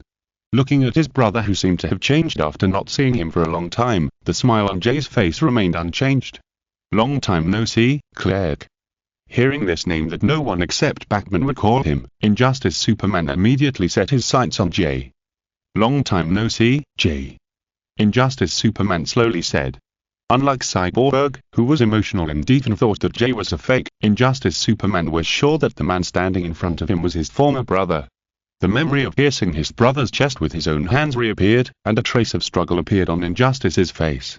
He fell to the ground, walked to Jay's side under the vigilant eyes of Blue Beetle and Firestorm, and put his hand on Jay's shoulder. Did you change into a metal body to come back? Although I changed into a body, my soul is still myself," Jay said meaningfully. Hearing this, Injustice glanced at Jay and suddenly laughed. "Ha ha ha ha, you have grown up a lot, and you have learned to talk back to your brother." "No, I'm just stating the facts, Click. You have changed too much." Jay's eyes were as calm as water. Even if Injustice had turned into a volcano about to explode, he didn't care at all. "Maybe, but I know that what I did was what I should do." Injustice still has some tolerance for his brother who has returned from the resurrection, so he won't take action directly if he disagrees with him. "In that case, let's cooperate for the last time, Clerk," Jay said calmly. For his justice, Injustice Superman will not look back. For the last time. Injustice Superman looked at Injustice Woman without moving, and called out, "Diana." "Carl." Injustice Woman's mood improved when she saw her lover appear. The prison in Paradise Island and the days when she could only hide from Batman after she got out seemed to disappear. For her, it seemed that as long as she had Injustice Superman, it was enough. But there was one thing that made Injustice Woman very unhappy. The first thing Injustice Superman did after he got out of trouble was to find Jay instead of her, which made Injustice Woman very unhappy. But for Injustice Woman, how could Superman be wrong? The problem must be with the kid who should have died. And he also rejected Carl's kindness and wanted to be hostile to his brother. Thinking of this, Injustice Woman became more and more angry, and she wished she could cut Jay into pieces in the next second. But in front of Injustice Superman, Injustice Woman did not dare to show this emotion. She could only hide it in her heart. In a breath, Injustice Superman came to Injustice Woman, and he gently hugged Injustice Woman. Because there were Kryptonians and mysterious figures from other universes here, Injustice Superman was a little cautious, so he did not say love words to Injustice Woman. But even if it was just this, it was enough for Injustice Woman. Oh my god, what a disgusting two people. Fortunately they are not Wonder Woman and Superman from my universe, otherwise I would be in trouble. Jello thought quietly in his heart, and he did not interrupt the meeting between Injustice Woman and Injustice Superman, because he knew that someone who should stop all this would appear soon. At this time, a figure walked out of the darkness. He seemed to have no heartbeat and body temperature, and even his soul did not exist. Kara and Black Adam completely noticed Batman's arrival. "I believe the warmth between you is enough. Now, it's time to talk about business, Click, Diana," Injustice Batman said, very unromantic. After hearing Batman's words, Injustice Superman and Injustice Woman also separated. Injustice Woman looked at Batman. Hatred emerged from her heart. She bit her back teeth and said viciously, "Long time no see, Bruce. I wonder if your back still hurts. You have been out of modern society for too long. You don't know that medical technology has developed very well." Injustice Batman heard the sarcasm in Injustice Woman's words, and said slowly, "My body is not strong enough for you to worry about, Diana. It's not necessary now, but it may be in the future," Injustice Woman said sinisterly, the Vulcan sword in her hand glowing with a chilling light. Once, they were comrades who could trust each other with their backs, but as time passed, fate had turned them into another person. Seeing that the two are still arguing, Injustice Superman spoke to stop them. His eyes fell on the two of them respectively. "The most important thing now is to stop Brainiac. Diana, you don't have to talk to Bruce like this, and you, Bruce, since you let me out, don't think about locking me up again." "That may be true, but I agree with you that the most important thing now is to stop Brainiac, and I don't care about other things." Injustice Batman did not refute Injustice Superman's meaning, as if he had a plan in his mind. As if he was a bystander, Jello watched all this happen. After the three giants of the Justice League of the Injustice universe reached a consensus briefly, Injustice Batman said, "If you don't want to continue chatting here, follow me." After that, Injustice Batman left without any intention of discussing, and left with Firestorm and Blue Beetle. Seeing this, Injustice Woman, Black Adam, Kara and Cyborg all looked at Injustice Superman. "He won't play tricks." Injustice Superman raised his hand and said, and then followed behind Batman. In an instant, only Jello and Jay were left on the huge Striker Island. Watching the figure of Injustice Superman going away, Jay finally sighed, and then he said to Jello beside him, "Can I ask you for a favor?" "Go ahead. Please help me stop him at the most critical moment. He is too extreme now." Jay shook his head and said, "Okay." Jello replied, and even Jay was shocked by Jello's direct answer. "Don't you want to ask why I did this?" "Because I also want to beat him up." "Is this reason okay?" Jello and Jay looked at each other, and then Jello snapped his fingers and said to Jay, who was a little absent-minded, "Okay, let's go over and discuss the plan to deal with brainwork." Zing and Glon gather together. In Justice Universe, this is a base buried deep underground, with all kinds of facilities. It can be said to be a small watchtower satellite. It is so secretive that even Brainiac cannot find this base. Today, in order to deal with the crisis from Brainiac, the former superheroes gathered here again to discuss the plan to deal with Brainiac. In addition to the former three giants of the Justice League, even Kara, Black Adam, Firestorm, Blue Beetle, and Cyborg also sat at the conference table. In addition to them, the Flash also sat among the crowd, and his appearance naturally aroused the hatred of Injustice Girl and others. "Oh, look who's here," Injustice Girl said embarrassedly. Flash ignored Injustice Girl's ridicule. He silently took out a map and put it on the table. After spreading it out, he said, "This is the map of all the enemy outpost locations I have collected so far. They are attacking every important city." When Flash explained Brainiac's layout, Injustice Batman suddenly left with Firestorm. No one knew what they said to each other, not even Injustice Superman. Firestorm's atomic manipulation ability blocked all sounds, and even Injustice Superman couldn't hear the conversation between Batman and Firestorm. This made Injustice Superman a little timid. Over the years, he has become very familiar with Batman. Now he is probably thinking about how to deal with him. However, Injustice Superman is not worried about his failure, because he knows the gap between Batman and himself. At the time, he will crush Batman with absolute power, break his limbs, and make him unable to threaten him again. After Batman and Firestorm finished talking and took their seats, Jello and Jay also came here. Here, Jello also saw Green Lantern Hal Jordan and Aquaman Arthur. Unlike the high-spirited elders of the Justice League in the main universe, each of these elders of the Justice League in the Injustice universe has a dull atmosphere. After the four people sat down, Flash had just finished reporting on the current battle situation. Injustice Batman took over and said, "But before we remove Brainiac's outpost, we still need to take back the global network." "What are you going to do?" "Brainiac is a super artificial intelligence. With the current technology on Earth, there is no possibility of resisting Brainiac's invasion." Kara asked. She fled to Earth because of Brainiac, and her memory of Brainiac is much deeper than that of others. Therefore, in Kara's eyes, Brainiac is as terrible and invincible as the devil in hell. "I won't be Batman's technical backup." Cyborg answered first as if he had guessed something. He crossed his arms and obviously couldn't give up his obsession and fight side by side with Batman. "Don't worry about it, Victor," Injustice Superman said. "Cyborg is an indispensable force to fight Brainiac on the internet, but the key is still Batman. In these years, they have been imprisoned on Stryker's Island. No one knows what backup Batman has quietly arranged, and which backup can help them. At this time, Injustice Superman has put on a new suit. The suit is still in classic blue and red, the diamond-shaped S-shaped badge is still there, and the big red cape behind him is impossible to discard, but there are no big red shorts, let alone the familiar curly hair. But one difference is that this suit is made of Kryptonian metal, and some technological equipment is hidden inside. In this regard, Jello guessed that Injustice Superman might be guarding against kryptonite and red sun radiation. Thinking of this, Jello remembered a bunch of kryptonite weapons he had hidden in his broken watch. These kryptonite laser guns can become a weapon to defeat Injustice Superman as long as they are modified. However, one thing to note is that each Kryptonian in a parallel universe corresponds to a different kryptonite. There is a possibility that the kryptonite in the main universe is ineffective against Kryptonians in the Injustice universe. I once witnessed the destruction of Krypton by Brainiac. In less than 48 hours, the Earth will suffer the same fate. Kara said very heavily. Injustice Superman continued, "So we have to destroy all of Brainiac's combat power in the shortest possible time. Losing synchronous communication will make us lose more." Injustice Batman said. "And there is one very important point." Jello spoke at this time and said to Cyborg, "Brainiac is a super artificial intelligence.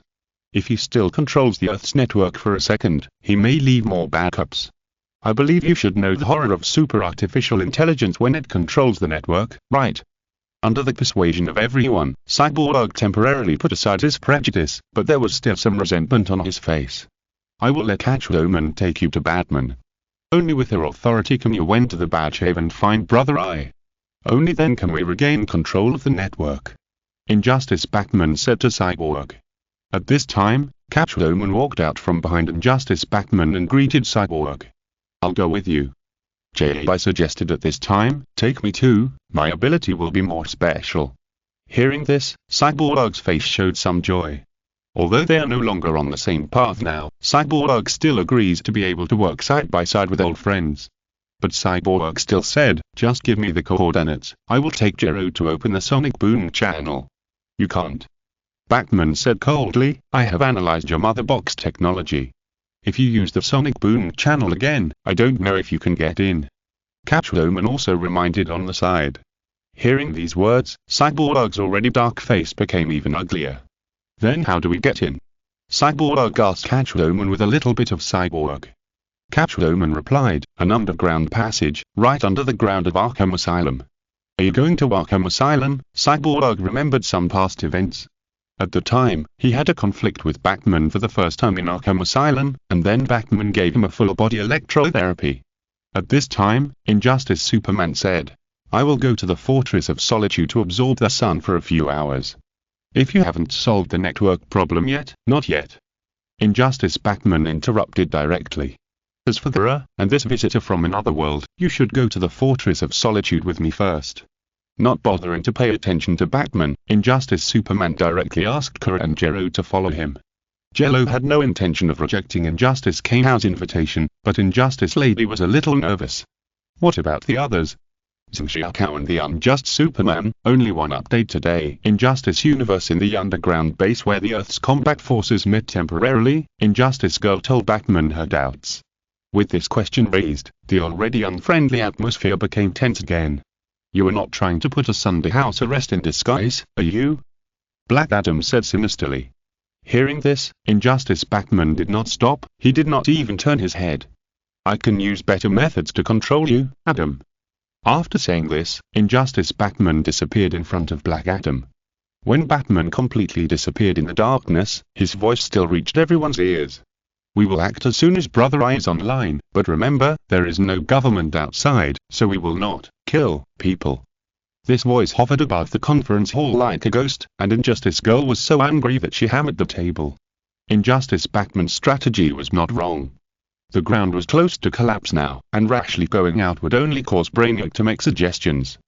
Black Adam also understood this, but he just wanted to discuss Batman, that's all. The storm disappeared in the eyes of Injustice Woman, who was slightly unwilling. Catwoman, Cyborg, and Jay went to regain control of the network, while Injustice brought Jello and Kara to the Fortress of Solitude. After arriving at the Fortress of Solitude, Injustice stood under an instrument. A large amount of sunlight gathered on the generator of the instrument, providing Injustice with a constant supply of energy. In the process, Injustice also asked Jello a question. "I have something to ask you," Injustice said. After the last conversation, Injustice seemed to have become much calmer, at least in Jello's eyes at this time. "There are only 3 chances." Jello replied calmly. "I remember you once said that your brother had also experienced something similar, and he still remained sane." Injustice Superman spoke slowly, "So if he experienced the same thing as me, what would he become?" Jello naturally understood what Injustice Superman was talking about.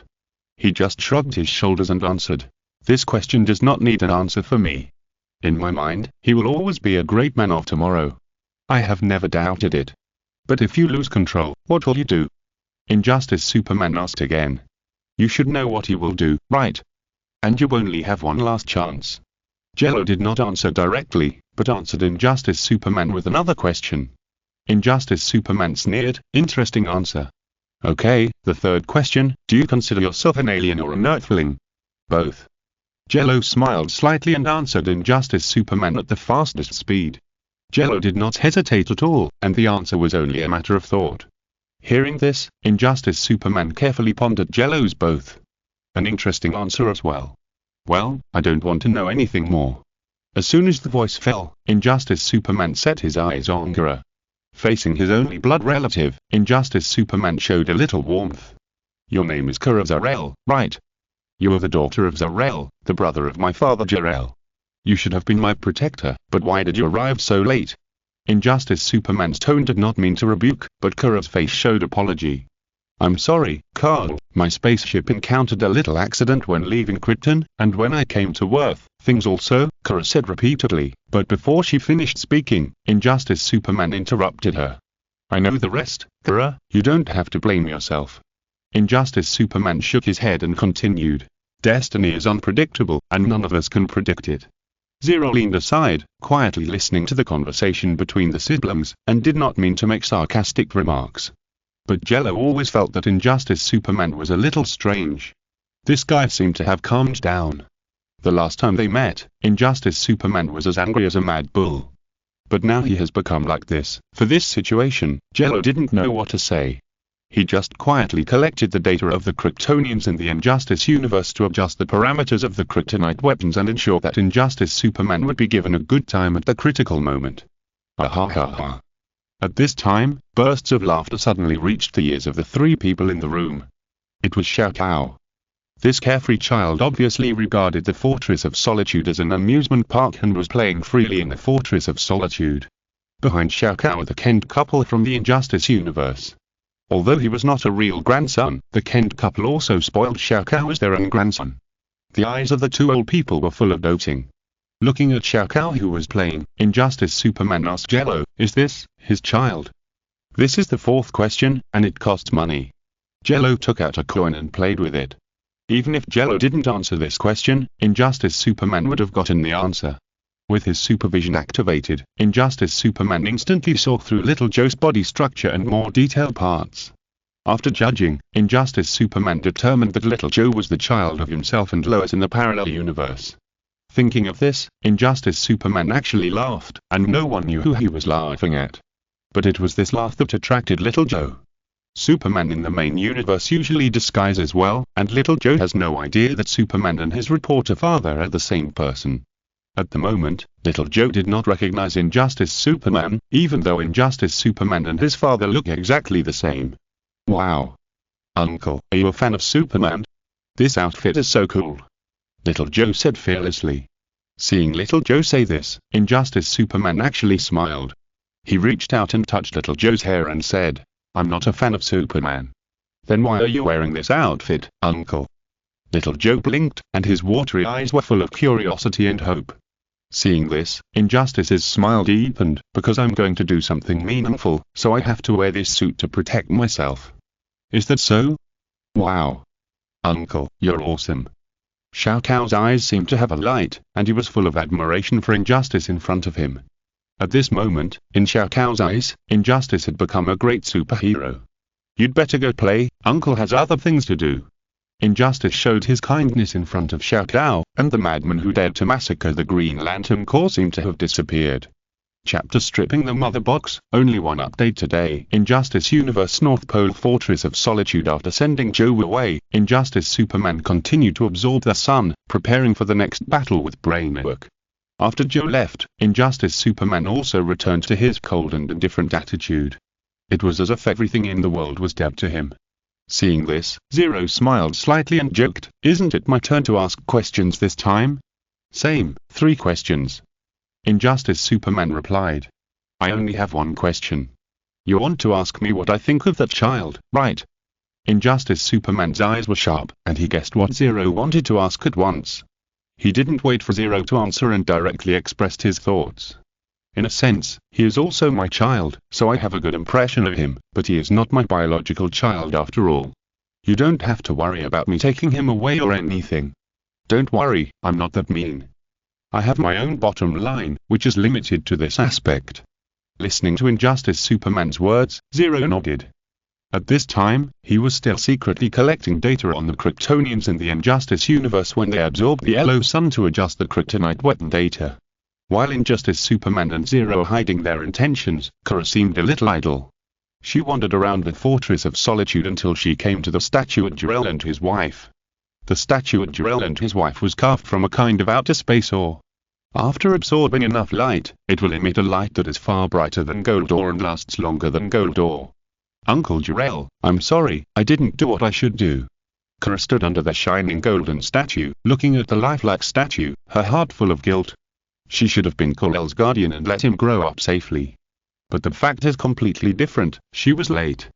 In the more than 30 years of being late, Kal-El had endured many things that he shouldn't have, and this was all because of her failure as a guardian. Kara learned a lot from Injustice Woman and Black Adam. The debut of the Son of Tomorrow, leading the Justice League to repel Apocalypse, and falling in love with Lois Lane, everything was going smoothly until the appearance of that madman, and everything was shattered. As Superman's friend, Batman, however, stood on the commanding heights and accused Superman, split with Superman, and even used the power of the parallel universe to defeat Superman. This is all Kara knows. Question everything you see and hear, Kara Zor-El, and think after questioning, and come to see me after you have thoroughly come up with the real answer. Suddenly, a sentence appeared in Kara's ears. In Kara's view, this sentence was pointing to Black Adam and Wonder Woman. Is the truth really as they say? If Carl is really as great as they say, why did I feel that terrifying breath when I saw Carl? Thinking about it, Kara felt more and more that something was wrong, and this feeling trended her, making her want to know the truth. At the same time, the city of Gotham was still as dark as ever. The dark cloud in the sky had not yet dispersed, the streets were still wet, and some shops had broken windows. Several street thugs were shopping for free, and they did not seem to be afraid of Brainiac's mechanical soldiers. Because there was a fight going on the street, but the two sides of this fight were a little different. In the past, the fights were caused by conflicts between gangs, and would eventually end under Batman's mediation. But today, the gangs' targets of the fights have changed from the former hostile gangs to Brainiac's mechanical soldiers. All the gangs gathered together and erupted with a powerful combat force that was absolutely no less than that of the National Guard. All kinds of things that were kept in the bottom of the box were moved out. The powerful weapons that were not dared to be used in the fights before were now vented to the mechanical soldiers as if they were free. Get out of our city. Broken iron sheets. Get out of here. Go to hell. In front of Brainiac's mechanical soldiers, the people of Gotham became unprecedentedly united and actually suppressed the mechanical soldiers. After seeing this scene with the help of a camera, Jay wiped off the non-existent sweat and said with emotion, "Gotham is still the same." As he spoke, Catwoman brought Jay and Cyborg to the gate of Arkham Asylum.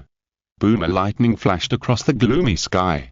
Under the illumination of the lightning, this asylum became even more terrifying, like a demon about to hunt. "Let's go, the sooner we can take back Brother Eye, the better." Jay walked in front of the other two. Brother Eye is an artificial intelligence designed and manufactured by Batman. The original intention of manufacturing it was to protect the global network.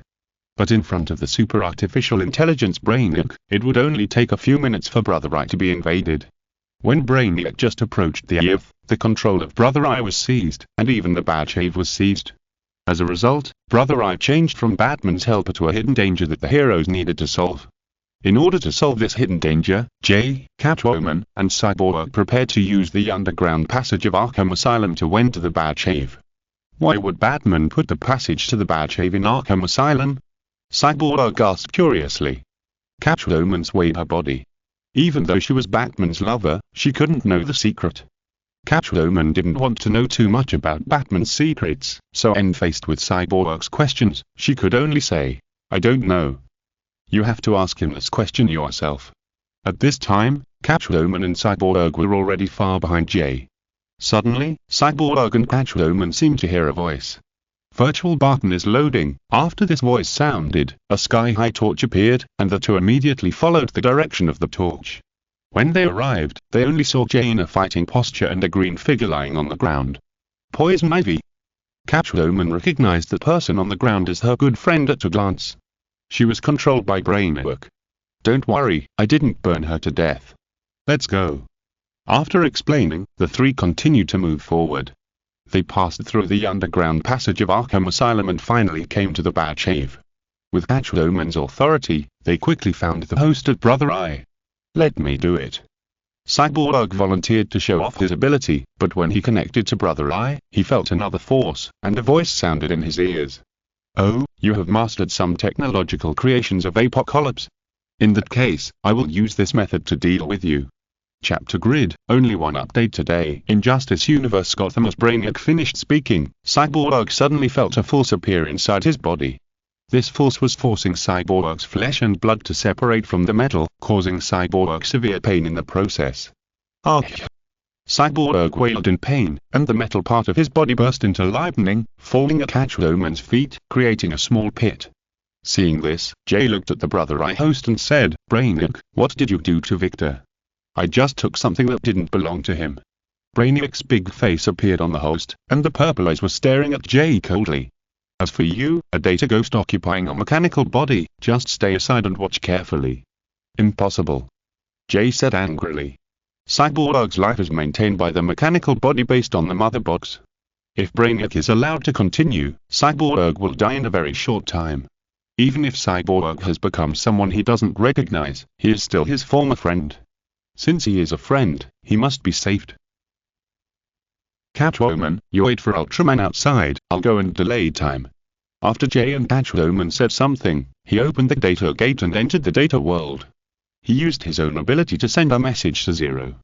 The blue data light flashed, and Jay entered the data space with the help of the Brother Eye host. Here, Jay also saw a data sub-body of Brainiac. But even as a data sub-body, Brainiac has a body size far superior to Jay. If Jay is just a normal human of 1.8 meters, Brainiac is a little giant of 3 meters. Very special ability. Brainiac praised Jay, and then changed the subject and said, "In this case, let me see how far you can go." The next moment, a black light appeared on Brainiac's data sub-body, and in the blink of an eye, he turned into a mechanical dragon. This is a black and purple mechanical dragon with golden lines on its body. Its scarlet eyes stare directly at Jay. Its ferocious horns can pierce through everything. Its 2 giant claws that can smash tanks have a total of 6 gun barrels on its back, and there is also a disc-shaped heavy firepower backpack on its back. As Brainiac's transformation was completed, Jay immediately noticed that the data space had changed slightly. It looked so familiar. Looking at Brainiac's current posture, Jay, who had been to the main universe and witnessed the eternal war of evil, remembered a mechanical monster he had seen before. "You can call this posture the final Judge Gilberis," Brainiac said calmly. This posture, could it be that he has other postures? This thought suddenly came to Jay's mind. But the most urgent task is to defeat the data sub-body in front of him, otherwise Cyborg will die. Although the time flow rate of the data space and the real world is inconsistent, Jay still wants to defeat the data sub-body as soon as possible. Virtual King A, loading. Jay started with the most familiar King A electric shock wave, and the dragon-like yellow lightning attacked the data sub-body. But facing the strong current of hundreds of thousands of volts, Brainiac just waved his purple mechanical giant claws and scattered it. As the yellow current scattered, the data sub-body also said provocatively, "Is that all you can do?" Then, the data sub-body raised his arms, and the Vulcan barrels on the back of his claws fired countless bullets, forming a barrage in the blink of an eye. Faced with the overwhelming Vulcan shells, Jay could not dodge, so he could only use another virtual card. Virtual Beam on Steam, loading. After this card was successfully loaded, Jay's energy accumulating hand cannon did not fire special shells, but instead a strange purple pentagonal shield appeared in front of him. The purple pentagonal shield generated a strong suction force, sucking all the shells into it. "All bagged you," Jay whispered in his heart, and then returned all the shells plus his own power to the data sub-body. Seeing this, the data sub-body sneered and said, "You are quite capable." Then, the data sub-body took all the reinforced shells, but even all the reinforced shells did not scratch even a little armor. "Don't underestimate my armor. Its defense is much stronger than you think." As soon as the voice fell, the data sub-body continued to fire the clawed-back Vulcan cannon. At the same time, in the real world, as the separation program was launched, a voice rang in Cyborg's ears. "Now, it's my turn to experience the feeling of survival, Victor Stone." The voice sounded without any emotional ups and downs, and Cyborg was confused for a while, but the strong pain made it difficult for him to say a complete sentence. You, who? "My name is Grid." A voice came out, and even Catwoman felt that something was wrong. Because the sentence came from Cyborg's throat. Even the red light on Cyborg's forehead turned green at this moment. "Grid? What is that?" Catwoman wondered. Cyborg's quantum brain will receive data 24 hours a day, and this intensity is very painful for Cyborg. Because Cyborg is still a person, he needs to rest, so he developed an artificial intelligence grid to help him deal with it. Cyborg in the main universe has also done things like this. The main universe grid has also secretly contacted the spies of Earth-3, hoping to deal a heavy blow to the Justice League at a critical moment. But in the Evil Forever event, Batman anticipated this kind of thing to happen in advance, and used a backhand to force the grid offline, and the main universe grid came to an end. But the Injustice universe is different. The Injustice universe's grid has always been lurking in secret. During the years that Cyborg was imprisoned, it has been secretly seizing control authority. Now, the Grid Authority is even higher than Cyborg himself. With the help of Brainiac's help, the Grid seized all control authority and completely controlled Cyborg's mechanical body. Sizzle, green electric light lit up, and the Grid completely separated from Cyborg and had an independent mechanical body. Cyborg, who could only rely on a mechanical body to maintain his life, is now only half alive. Cyborg, who only has an upper body and an arm left, seems to be dying in the next moment. Grid. Long time no see. At this time, Zero, who had rushed to the Batcave, appeared. He stood in front of Grid, with the flash sword that stored the Dyna armor in his right hand. Searching the database, search completed, no corresponding target. After searching for a while, Grid found nothing. That's right, I don't know. Zero smiled slightly, then raised the flash sword. Dyna. Chapter Malaise my distance. Injustice Universe Gotham. After the bright light that even electronic cameras had to avoid dissipated, Zero changed into the Dyna armor and appeared as a miracle. The hem of his waist fluttered slightly, energy penetrated his body, and the optical eyepiece lit up. Just by scanning the energy that Zero inadvertently released, Grid suddenly felt like he was facing a formidable enemy. Grid was about to speak, but Zero raised his hand and sent a shockwave to knock him away. After a loud boom, accompanied by thick smoke, Grid was stuck to the wall. After temporarily suppressing Grid, Zero came to Cyborg, or Victor Stone. After losing the Apocalypse Mother Box and the mechanical body, Victor has turned back into the ICU patient who could die at any time. Thank your friend. If it weren't for him, you would be dead now. Zero spoke to Victor telepathically, then stretched out his left hand and released a healing ray to save Victor's life. However, in view of what Injustice Cyborg had done before, Jello did not help him recover his entire body. He only ensured that Injustice Cyborg could survive after losing his lower body and one arm. That was all. The golden healing light fell on Victor, first helping him stop bleeding, and the wound quickly scabbed, and layers of deep red solid slowly fell off, revealing a fracture that seemed to be natural. Since Injustice Cyborg has been relying on machines for survival for many years, he also removed some organs in order to become stronger. In order to ensure Injustice Cyborg's future survival, Jello helped him recover all his internal organs. After a few breaths, Injustice Cyborg had stopped wailing, and the expression on his face became calm. After Injustice Cyborg's breathing became smooth, Jello said to Catwoman, "Take care of him for a while, and arrange a set of prosthetic limbs for him when he wakes up." Without waiting for Catwoman to answer, Jello disappeared in front of Catwoman and instantly appeared in front of Grid. After quickly scanning Grid, Jello stretched out his hand to Grid's chest. "What are you going to do?" At the last moment of his life, Grid felt great fear. The computer was completely messed up, and the computing power that could easily control the financial trends of the Earth was completely ineffective. Facing Grid's questioning, Jello did not answer. His fingertips quickly touched Grid's chest, and then he exerted force with his fingertips. After a creaking sound of metal tearing, a rectangular box appeared in front of Jello. At this time, Grid understood what Jello was going to do. You want to take my heart. No matter which universe, Grid is a hidden danger, and it belongs to the type that must be solved. That's right. As soon as the voice fell, Jello stretched out his hand, pinched the mother box, and pulled it out. Grid still wanted to struggle, but in front of Jello's power, this level of struggle was so weak that it was not worth mentioning. Sizzle, green electric light flashed in the air, and the Apocalypse Mother Box, which was the core of Grid and Cyborg, was pulled out by Jello. Looking at the Apocalypse Mother Box, which was still connected to several mechanical connecting tubes, Jello immediately felt a strong attraction, as if there was a voice urging him. Jello knew that it was the power of the Mother Box that attracted him. After all, this thing was a product of Apocalypse. Although it could bring unimaginable power to people, it would also be accompanied by risks. Looking at the product of the fourth world in his hand that was constantly tempting him, Jello threw it into the small broken watch without hesitation and gave it a separate suite. Although the Mother Box is the top technology in the DC universe, it is not his own technology after all. Only after analyzing the Mother Box will Jello choose to reversely study the technology and use it on the Ultra Armor, otherwise it will only leave hidden dangers. At the same time, in the data world, J.I. was fighting fiercely with the data sub-body. Virtual Jeton, loading. After J.I. loaded the card of Virtual Jeton, he disappeared immediately. Even if the data sub-body fired fiercely, it could not touch J.I. at all. The data sub-body scanned the front at the fastest speed, but did not find Jay's figure until a slight sound sounded at his back.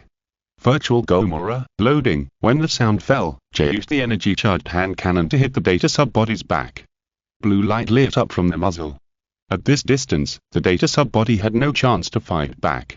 The next moment, blue light surged from the muzzle, and the super vibration wave that allowed Gomorrah to move freely in the mantle layer instantly shattered the back armor. Under such a sudden attack, the data sub-body also retreated again and again. When Jay's super vibration wave stopped, the data sub-body's back armor was also completely shattered, revealing part of its internal structure. "You have some skills, Data Ghost," the data sub-body said confidently, "but if that's all you have, you can't beat me at all." Arrogant guy. Jay kicked his legs, and the armor at his ankles opened, and strong airflow gushed out, allowing Jay to move flexibly in space with an air cushion posture. "Your understanding of arrogance requires strength, and I just happen to have it," Data Sub said proudly. As a super artificial intelligence sub that can sweep across the universe, he does have the qualifications. "Then I will smash your arrogance," Jay thought secretly in his heart. While dodging the artillery attack of the data sub, he fought back with the energy-generating hand cannon. After several artillery attacks, the distance between Jay and the data sub was very short. In just a blink of an eye, they could attack each other. And at this distance, the person who can cause fatal damage to the enemy will be the winner of this battle. "I won." Data Ghost. Data Sub couldn't wait to pronounce loudly. Facing the confidence of the data sub, Jay just let a virtual card pass through the energy-generating hand cannon. The speed of this virtual card was so fast that even the data sub could only see 4 English letters. Z-E-R-O. While the data sub was thinking, a silver longsword inlaid with blue gems covered Jay's energy-generating hand cannon. What kind of backward-cold weapon is this? Just as the data sub-body was looking at it this way, the silver longsword shone with light, and its sharpness instantly reached a level that the data sub-body could not see. "You want to fight me in close combat? This is my distance." The data sub-body still did not believe that the backward-cold weapon could defeat him. He raised his right claw confidently, wanting to slap Jay to death. The next moment, the purple mechanical giant claw and the silver longsword crossed each other, and Jay passed through the body of the data sub-body with an indomitable momentum, leaving a long silver mark on his body. End of this chapter. Thank you very much for reaching the end. Don't forget to like. Looking for more exclusive content and immediate access? Subscribe to our Patreon. Remember, every like, subscription, or donation encourages us to continue. Thanks to everyone. See you in the next video.